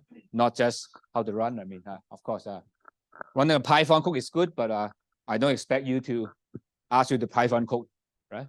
In the exam, but you should know when you do your project. So this is something you should know by yourself, right? Of course, those who want to do data, want to do R, who want to do EVs, who want to do other software, that's fine. I don't want to impose, but I do Python because I know you learn Python in summer, right? So that's why I use Python. Otherwise, I do R, right? That's why the TA want to do R. But I say, okay, you do Python, why I do R? So just continue to Python.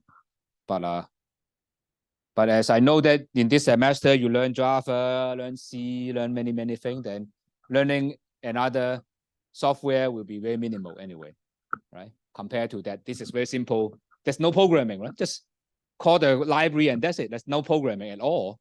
I would not call this programming, right? If you call this programming, there's an insult to the CS people, right? So it's just like coin the code and just run it. And it's always the same thing, right? The only thing you need to remember is, okay, this is X, this is Y. You change X and Y and you're done, okay? So that's why there's no programming at all, right?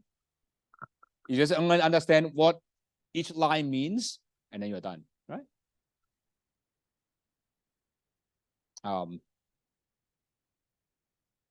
Okay. And probably I'm not going to do it, but you can do it at home because of time. This is another library that we will do in machine learning. Okay, it's called sklearn. Actually stand for sci-kit learn. As sci-kit learn. Basically, it's a package that focus on machine learning. Okay, and of course, regression is part of the machine learning as well. So that's why it's there. And the syntax is not that difficult. I'm not going to run it, but I will explain. Okay, although I'm not saying I just skip the slide. It's still important, but I don't going to run it because you can run it in the break. Okay, it's not something difficult. You can run the break. So this is what we do is from this library sklearn, actually is sklearn. Okay, and this library has many functions. Later we run the Lowess regression. We have bunch of top bit logic, regression tree, random forest, all those kind of things actually can be from here, okay? And nearest neighborhood, those kind of stuff, okay? And here, because linear model, okay? is a linear model, right? Because we have a linear model, so this linear model, and we import linear regression. Okay, LISO is also a linear, but they will distinguish because doc means that within this library there's a sub-library there. Okay, in this sub-library we call this function. Is that clear what we're doing for this line? Is that okay? And again, we have to call X and Y list and need to convert it to NP array because this package have to work with the NumPy. So you have to do this line. If you don't do that, they complain. Okay. And the next is there's some reason if you only have one X, you have to make it reshape it to a column because they only in general is a multi-dimensional, right? So it's a matrix. So you have no problem when you have a data, more than one X. You don't need to do that, but if only have one, you need to make sure that it's a vertical. Okay. Anyway, this have to work anyway. Why? Because this is the way that the package had to use it. Okay, some people are not very happy why I do that. Okay, let me copy it and you will see why. Okay, I don't know why some of you are not very happy. Let me copy it and run. It's okay.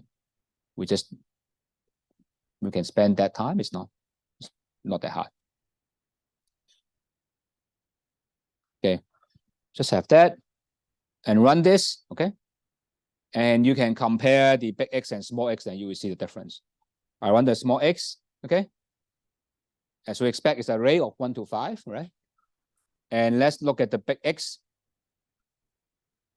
Okay, which is reshaped. It's beginning the column.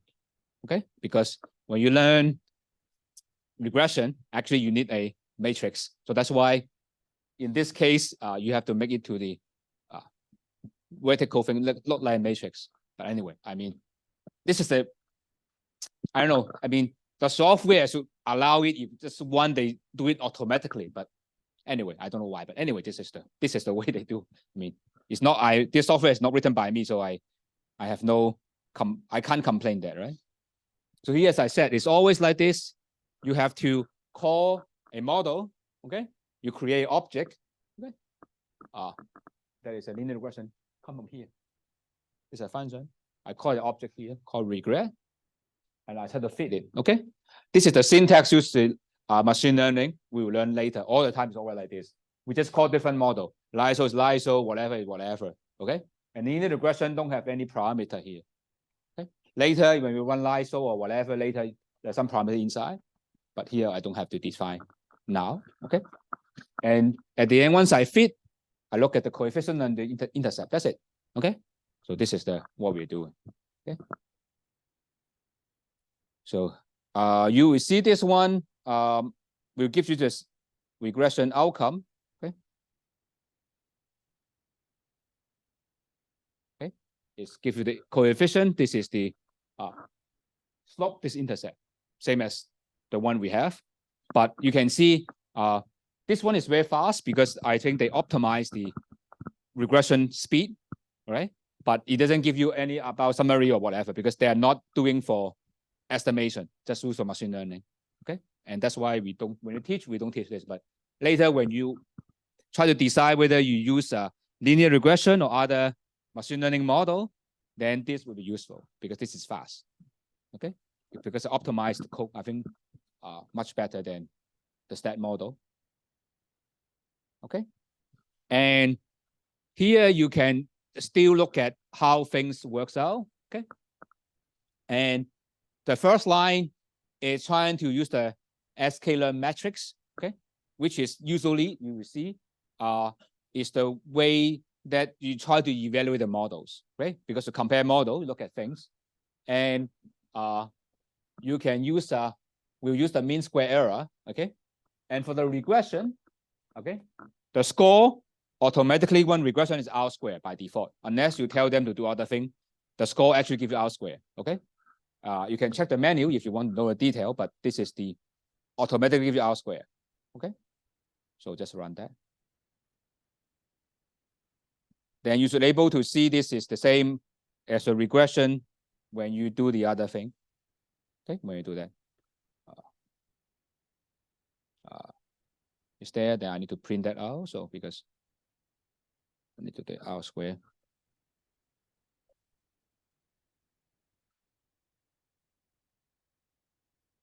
So this is the one that you see from the regression, 0.6, right? That means 60% of variation is explained by the regression model. Okay.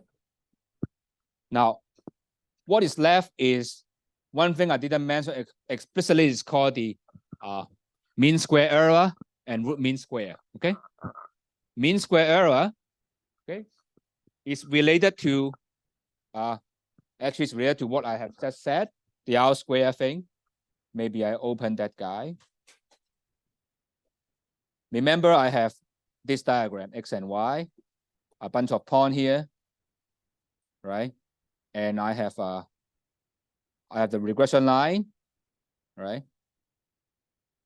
And I also have a Y bar thing, right? This is let's go back to this one, right?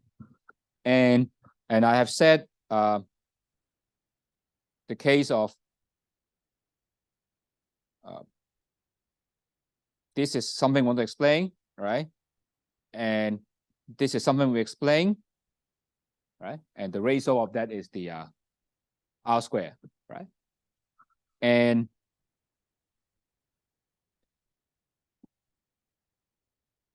this part is something we didn't explain, right? So this is, as I have hint, actually I said, right, this is called SSE, right? It's defined as yi hat yi minus yi hat square, right? It's like this point, the height is yi, right? And this point is yi hat, right? The difference. And MSE is you divide it by n minus something, it's n minus 2 here.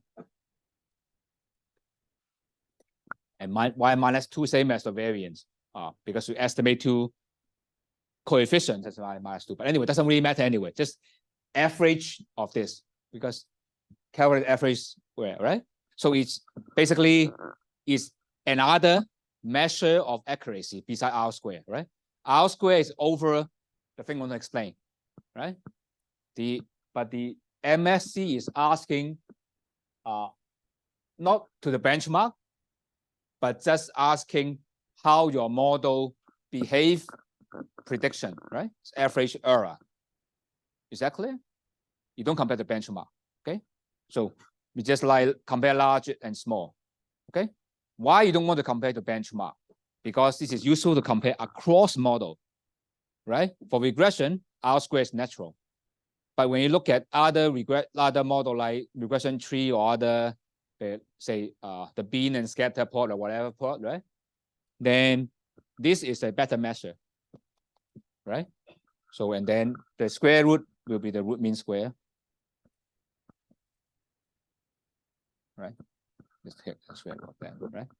And I think you learned that in your undergrad, so that's why I just don't put it. Okay, I don't put it because I think this book has no description on this, so that's why I don't want to put there. But maybe I should put it back. Seems like everyone is copying, so maybe I should put it back in the slide to make sure there. But I thought there's something you know, that's why I just maybe just overlook on my side. But this is just average square error, right? Mean square error, right? Means average squared error, right? And this is a root mean square, right? And then you compare, okay? And what I'm doing here is I try to tell you, this is the way you would do mean square error, because later you will do it for the machine learning method. It's called the mean square error. You put the y and y predict, and that's it. Okay, it's very simple, right? Because basically just take this difference and square some of them, right? Nothing new there, right? It doesn't rely on the model, right? There's no model assumption, right? R square, you compare the benchmark. But here I don't have benchmark. I just compare this. Okay. Square, that means I took a square. Okay. Is that okay? I'm not going to do this because I'm not going to run this code because it's so obvious, right? If you want, you can run it during the break. Is that okay? Let's have a break of 15 minutes. And then we come back for the rest. Don't worry, the rest will be very simple because you learn all the basic. What you learn is after the break, we will learn how to have a non-linear regression. Just change the code a little bit. Okay, take some log, do something that's the rest will be very simple. So if you okay until now, the rest will be simple. Okay, so don't worry, but we will we'll learn after the break. Okay, so let's 15-minute break.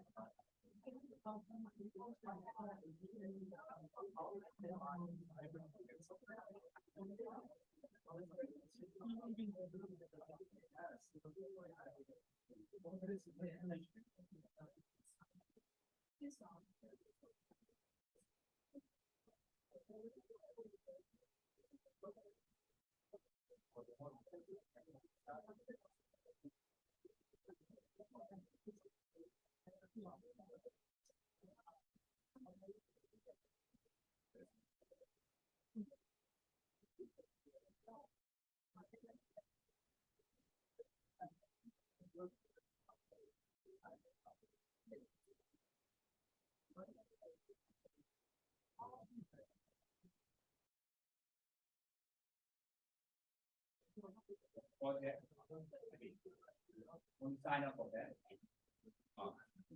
So sorry to disrupt your break.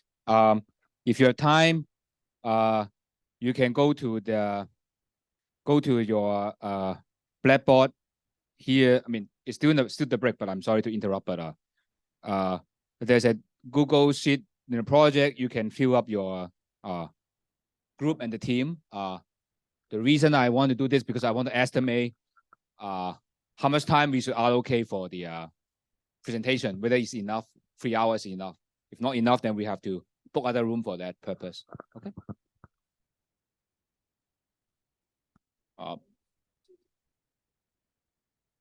The group, I mean, you can just fill in first come, first serve, but if you know your group member, just fill it in, okay? The number has no meaning. It's nominal. Okay. It's not group one representative. No, I mean just group. Yeah, it's nominal. The ordinal. No meaning. You know your group just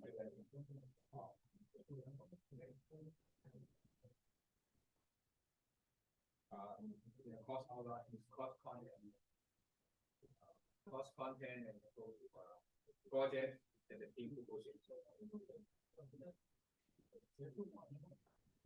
How to get this one is here you go to this and cost content, go to where n is here. Project, because we do presentation, we want to make sure that it's enough time, depend on number of group and number.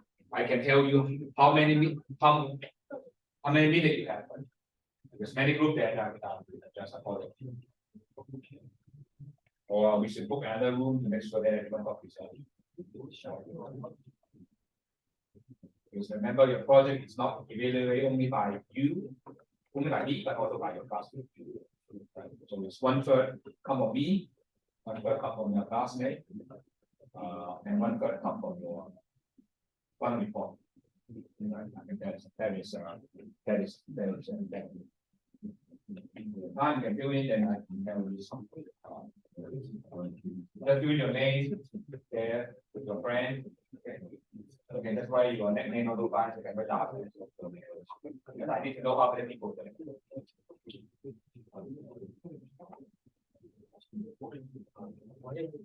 You need not do it now, but you can do it during the festival time. If you don't have nothing to do, oh.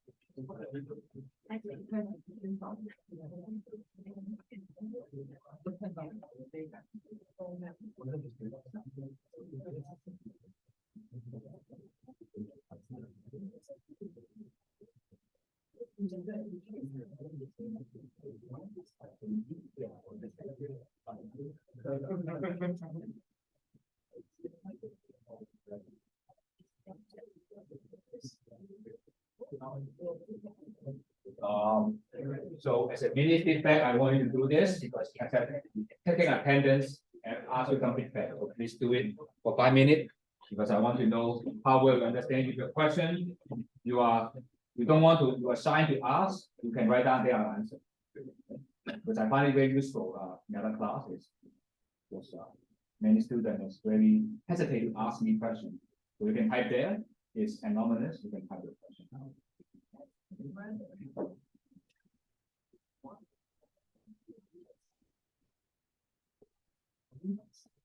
It's just trying to see.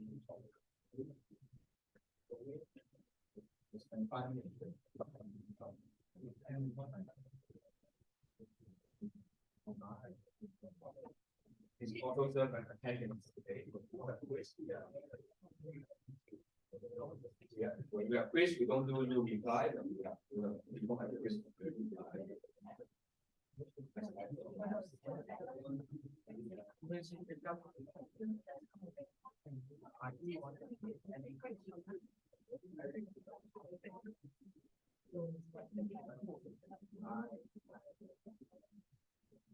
Don't laugh at the weather. It's not, there's no uniform answer for that.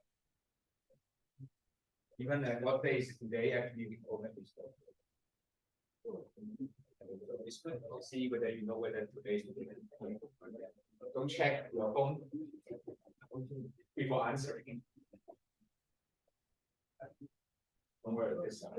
You just consider that it's not we are 70%.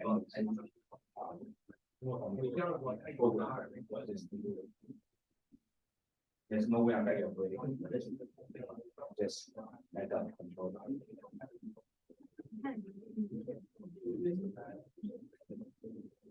Why?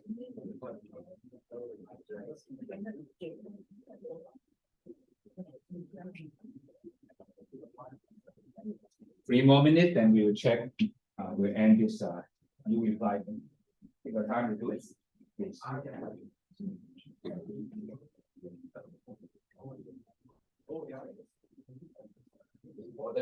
Ordinary.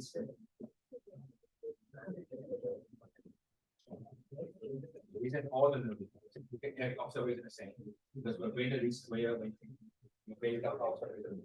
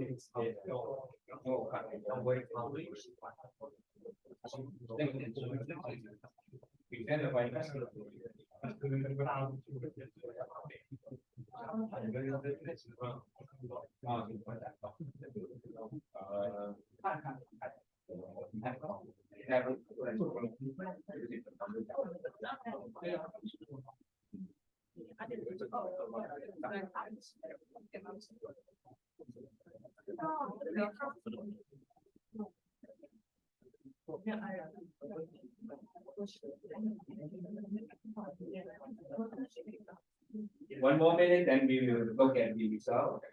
Okay. In case you have some question, you are starting to ask, you can put there some comment that I can take a look. Because it's a good feedback system.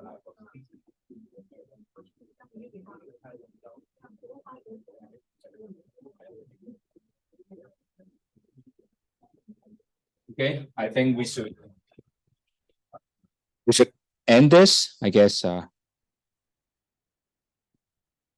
We probably still have some people haven't submit, but I guess it'll be fine. I mean, we can look at the answer, look at the result. And after we look at the result, we'll end it, okay? Could you please give some advice on our group project? What kind of topic? Well, you just do analysis, whatever data are. Okay, I can give you some example for the I can do it for the undergraduate example to show you what might be the you might think, but of course this undergraduate example is much easier than you should do, right? But you can see what undergraduate people do. I can do this one. Okay, so this is looking at example. I mean, of course, this should be much easier than what you think, but looking at the zodiac sign. Why my screen is pausing? Oh, I see. Let me share the screen. So this is looking at the zodiac sign scientific, right? Looking at the data of because the sample size is very small, but you should be thinking about much larger sample size. So they're trying to look at whether different elements, right, affecting the performance. There's some hypothesis testing. It goes on, right? There's some hypothesis. They run some hypothesis testing, some regression here and there. Okay, but this is like the undergraduate year 1, year 2 level, right? So you will learn much more because this is only grade up to regression, right? Later you will learn machine learning, right? Or more techniques, so you should be expect to do a little bit more than this kind of, but this will be something according like this kind of style. Okay, and I expect your report is like executive summary style, right? Business style, right? Not I'm not expecting a technical report, but technical report would be an appendix, but this is the style, right? And something like this as well. Say this look at, I don't know whether anyone know Pokemon, Pikachu, right? Looking at the Pokemon and the basic stat, right? Looking at whether the water, fire, electric, or the types, right? The question is like, right? Is the attack value related to the generation or types, right? I mean, the different generation, right? Different type of Pokemon, right? And looking at linear regression, you can see anything there, right? Do they any relation, right? So this actually fit what we are actually talking today, similar, right? And they do ANOVA, we don't do ANOVA, but it's just like it's like regression style stuff, right? They do MS, I mean, this is the ANOVA thing. Regression, right? This kind of stuff, okay? But this is, I guess, too simple for master class, okay? This is too easy, but you should do a more in-depth analysis, right? But this is the idea, what kind of the topic I'm expecting you to do, right? Any topic will be fine as long as the fall within stat analysis. Use data to do analysis. I don't restriction, right? But I don't know how your class may view your stuff, okay? I have no prior on that. Whatever thing you do, as long as I think it's interesting, you'll be fine, okay? And your classmate will decide part of your grade, right? So you will see. Is that okay? Is that clear what I'm thinking? Okay, anything would do, okay? Some people do a survey. I think some people do, last year ago, they do Netflix, how people want to spend Netflix, okay? They do a survey on the library or on their own personal Weibo, 朋友圈, those kind of asking this kind of question. I hope I will answer you. More group member, yeah, because more group member, I expect you I think I said, right? The number of pages proportional to your group size, right? And I, of course, expect the larger group do better, right? It can't be the same group would be same group size, right? Same group size, same criteria. More group size, I have more, right? I look at the average quality per page, right? And also look at nothing. The description of the instance is too long. Not sure what does that mean. Maybe you can explain. It's grouping based on X. Okay, you divide. It's like scatter plot. You divide different X Y by different interval. Okay, and just go back to here. Right? Here is like this is like you divide this into several parts, okay? And they fit the mean, and once they fit the mean, they will just move it, okay? But we're not going to talk about the mechanics behind, but this is the idea, okay? Just remember how we do that is in the book, right? They will tell you, actually that's what the book said, right? The book, you have to read the book, they will tell you from this one, they draw a line, smooth curve. That's the idea, okay? How to smooth, beyond our scope, okay? You can check Wikipedia, that even Wikipedia don't tell you everything, okay? So you can imagine this very complicated thing behind, okay? Okay, I like this one. That's very good. Yeah, that's very good. Oh, this is very funny. Maybe I can explain formula step by step. Which formula you want me to explain? Because that's the only thing, the formula may be the regression formula, but I don't think you want me to explain like 3 pages or proof. I don't think I can explain that part. Okay, I'm tired. No IPython. Yes, you can do IPython, there's no problem. You, for your homework, you can just follow the instruction, what they're asking. You can just create the IPython like the Python code. You can create that, you can submit, that's no problem. But as I explained the assignment, we want you to know R as well, right? The reason is, actually, if you do data, every people do R. But the thing is, you learn Python, so I have to do Python. I told you, I teach you, because I have to learn Python because I have to taught this class. Otherwise, I have to, I do Python many years ago, but I do Python again, I have to learn again. So make sure that you're happy. No, you can have 2 people or even one people will be fine. But I encourage you to do group work because that is how you do the learning, right? Because you do it by yourself, you always procrastinate, you always wait. So I suggest you do a group work. So, okay, still someone is not know what is today. It's normal, it's okay. I mean, some other class also like this. People don't know what day is today, okay?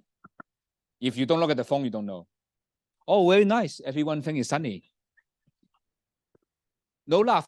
This morning I asked this question, and some people think it's cloudy, some people windy, some people rainy. There's some dispute on that.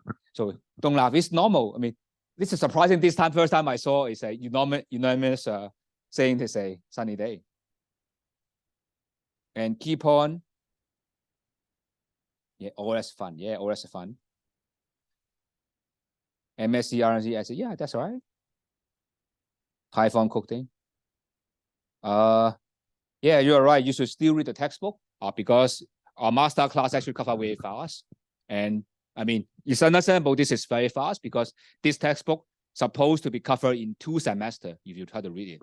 We try to do it in 1 semester and we cover 2 course, 2 chapters per week. So it's very condensed. Okay. Understandable is difficult. So that's why I'm not expecting you to know every single detail, but instead you need to understand how to read the Python code, understand the output to use it. Okay. Okay. So I guess most of you think on average it's not easy to follow, understandable. But you do notice the regression up to this point is your college level year 1 or year 2 concept. So nothing more than that. So if I go too fast, goes too slow, then probably it's not a master level. But that being said, I do notice it's not that easy. So I would put up the undergraduate lecture note on there. So you can check those, all the detail are there. You can also check the video in my personal YouTube channel. Then you have all the past lecture there. You can check it out. Okay, if you want to know more detail on R square, MSc, those are things, right? And those I spend like 3 to 4 weeks to go for regression. Okay, so we just do it in 2 hours, though it's very difficult for sure. Okay.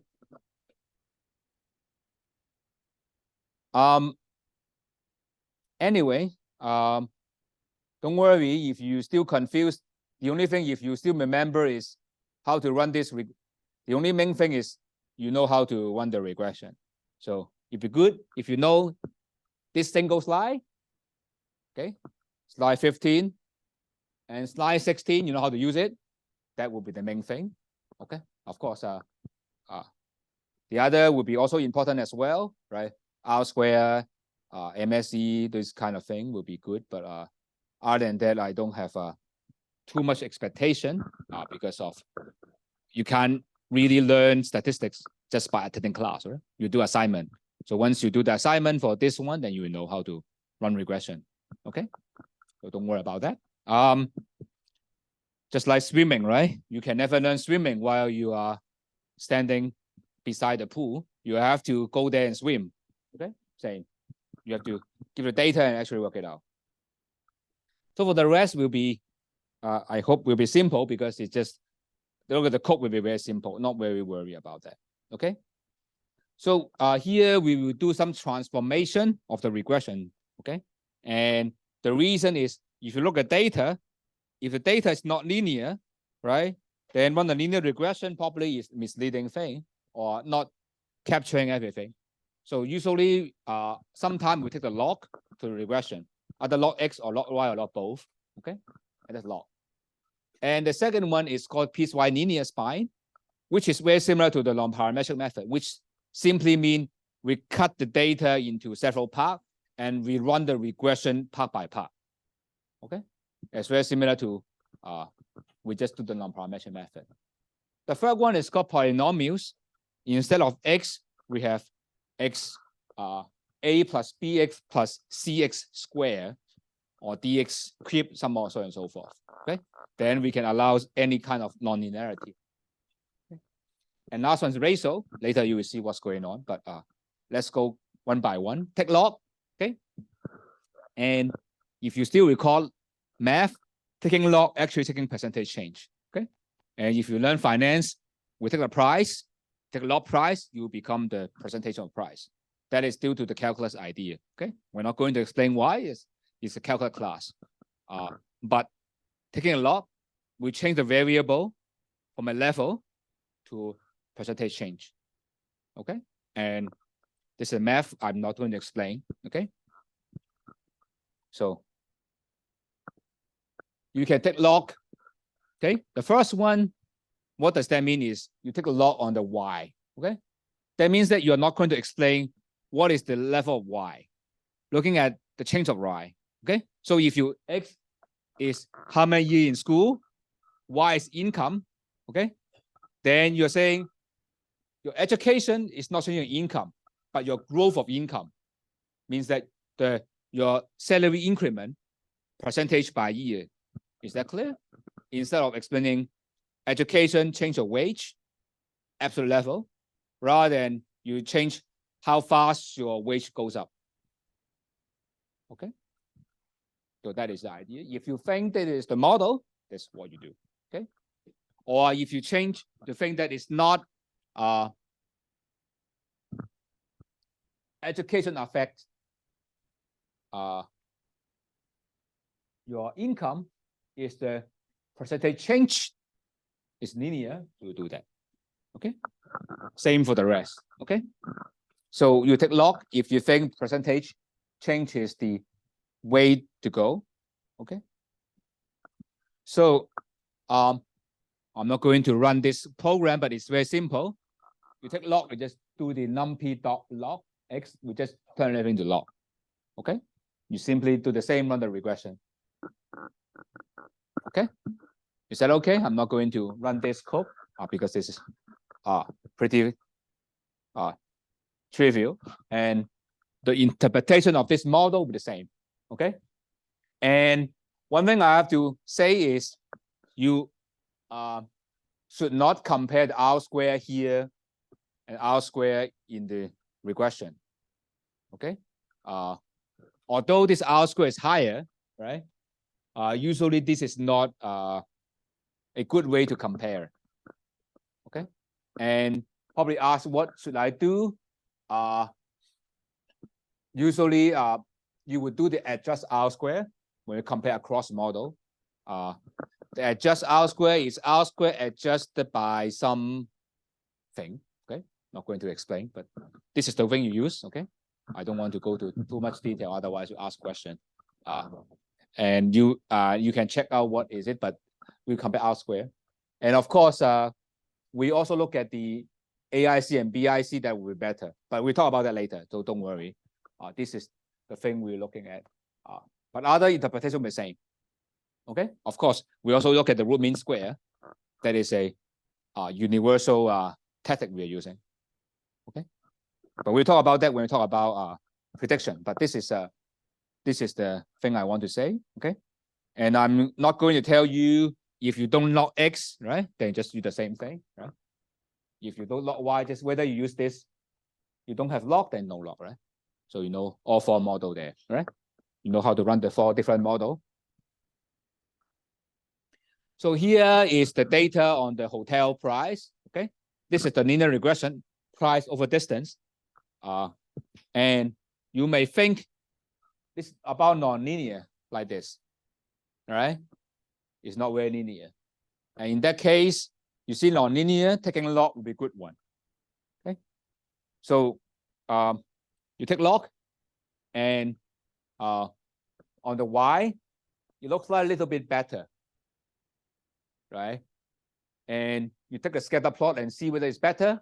If better, you like it, then it's better because it's more symmetric along the line, right? Because you look at the regression in the linear version, right?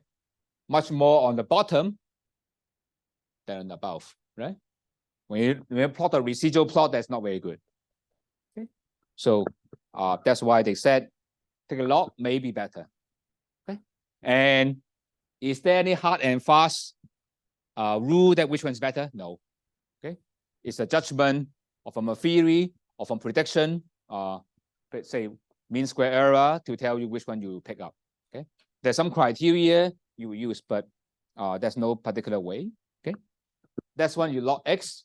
Okay, and for this one, looks like the regression looks like it's here. Okay, mainly concentrate here. Okay, so if you do this, you have more data here, so the regression will be more valid. The data is here, right? If the data is here, there's not much validity, right? Okay. Lastly, log. Okay, maybe okay, but I don't know whether you're happy with this outlier. Okay, maybe still a little bit more symmetric. Okay, so up to you which model you want to use, right? Here I take a log transformation, right? Because log is just, if you still recall the math, right? What the log do is the following, right? If you X, log X, 1 is here, look like this, right? You just making things big value flatten a little bit, right? So whether this would help or not really depends on, you can look at the result, right? And you think which one fit better, look at your eyeball, use your eyeball to decide which one you think is better fit. Okay, you can use R square, you can use MSC, you can use whatever. I mean, I think the textbook recommend you do the MSE. Okay, that is the textbook suggests. So you can see you do different thing and they compare R square, and they said this is better if you look at R square. Okay. But I don't know. I mean, it's not. I don't know, not really sure. So that's the interpretation, right? If you use this, right, it's 1 mile and it's 14th less, right? That is the regression coefficient, right? And here is 1 mile is 30% less expensive. So it's percentage change. Okay. And that will be change in 10% less if you less expensive. So that is depends on how you use this log model. Okay. And the conclusion will be very different. Okay. And which one you think is depend on whether you think the constant effect is on the percentage or constant effect is on the level. Okay. The percent is different. Okay. So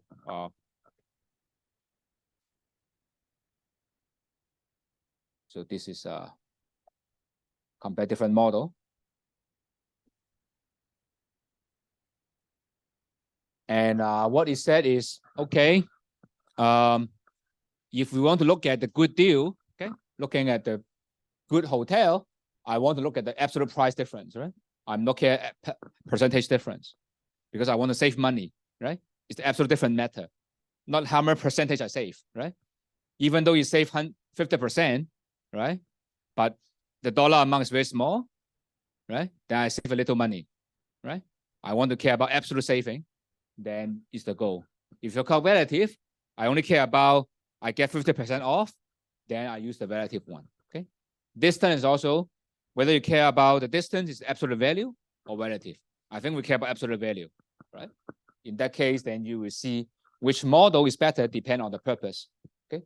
I can't say for sure what is what, but usually your regression should not be affected by any way you do. But that is and usually how you do is you don't put a log unless you know what you're doing. Okay, unless you know or your boss tell you what to do, otherwise you don't do this kind of crazy stuff. But otherwise, so here they tell you use the R square as comparison, and as I said, right, you shouldn't use R square, as I also hint, right. So the next one is not complicated. It's just try to do is we run multiple regression. Okay, we cut it into different pieces, K1, K2, K3, just like cut into multiple parts, and run regression each part. Okay, that's what he said. So let's see the diagram like this. Okay, instead of single regression, run a regression here, here, and here. Is that clear? Okay. And of course, they're connected. Okay. And how do we do that? We'll use all, we actually the same, okay? Use this step model to do it, okay? And you will see it's not complicated, right? Below the same, okay? The only thing is this two different line, okay? And a constant here, what we're doing, okay? The first, this knot is telling you what X you try to cut it. This is K1, K2, where you do the cut, okay? And this is, okay, going to do some work, okay, to make sure they cut in the right way, okay? And you put that in, then you just run simple regression, okay? Why the code like this? This is the standard way they do it. They decide this as the way. So I can answer you step by step why this is true, but this is they construct the program in this way, okay? And it's linear spine, so degree is 1. It's linear. If you square, then you'll be square, okay? So that's why they do in this way, okay? And this is a regression, and you can do the same and see whether P is less than 0.5, then you can see whether this coefficient makes sense, okay? Another thing is same as before, so you don't need to worry about that, okay? And this is data, okay? And next one is parabola. You assume like square like this, okay? And the same idea, you can go to n degree, right? And one thing you notice is when we have square, right, we no longer have change in the calculus here. It's just saying that when x changed by 1, how much y change is no longer just a constant. It's no longer, it's a depend on where you are because it's curve, right? So that's calculus. I mean, I don't expect you to know the calculus, but at least this is one thing I care. Slope is changing. It's not constant slope. This is something that to learn calculus, you know this one. But I'm not asking you to I show it because some people like math. I show it. Okay. Yeah, probably is still useful because you want to say if x changed by what y changes is still useful, but by itself is not very important, right?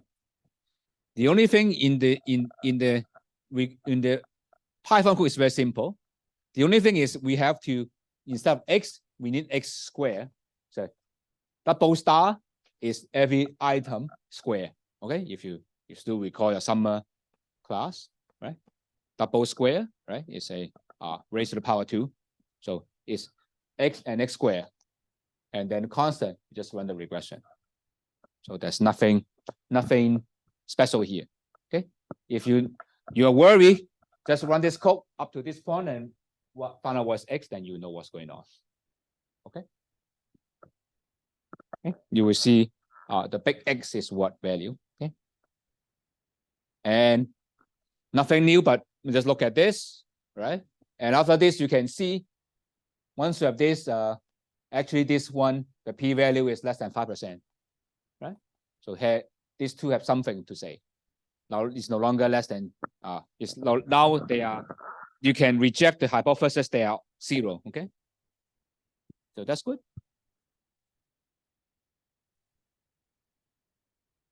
Okay. And the question is, okay, we have so many functional form, right? The question, which one to use? Okay. The answer is, I don't know. It just really as art, right? So you try to ask me, okay, maybe you ask your daddy or mommy, right? And when you have a boyfriend or girlfriend, what to do? How do you make a boyfriend and girlfriend? Or what type of gift you should give to your boyfriend or girlfriend? I don't know. Who knows the answer? No one knows the answer. You have to look at the situation, which one fits the better, right? If last year you give a flower, this year maybe you shouldn't give flower, right? If last year you buy a handbag, this year maybe another thing, necklace, right? So on and so forth, right? So it's not immediately clear what is the way, right? You look at visual inspection, right? Look at last time you sent her a gift. Is she happy or not? Is she happy or not? If not happy, then you have to change other gift, right? Same idea. Or look at the clue, visual clue. Did he or she try to hint something out? Same. Look at the visual plot. We look at scatter plot. Whether it hint, whether you need non-linear thing, right? You run the Lowess, right? And see whether there's a curve there. Is it office curve? You want to run a non-linear thing. Otherwise, you took a visual clue. Next is from theory, okay? Although we don't have theory here, but you may take theory from other class. They will tell you whether it's a non-linear, you need to do non-linearly, right? And as I have emphasized, R square is not something you should do, okay? And as I have said, you do the root mean RMSE, right? Root mean square error, or later we learn the BIC, AIC, which is also in the regression, but we'll talk about that later, okay? And the final thing is to check the residual, as I often mention, right? Is look at whether your data is like, here is like whether is the line, is it symmetric on the data, right? If it's 4 on one side, that's not very good one, right? Because on average, it's like kind of not very good. If symmetric, it's a nice thing, okay? So that's why some people check the kurtosis or skewness on that. You have a question? Okay. So I guess I'm done. I know it's a little bit fast, but you do assignment, then you will know. Okay. Although I think I'm 2 minutes earlier, but I guess this is a Mid-Autumn Festival. I think 2 minutes is okay. I'll stay around to answer any question you may have. Have a nice weekend. Enjoy.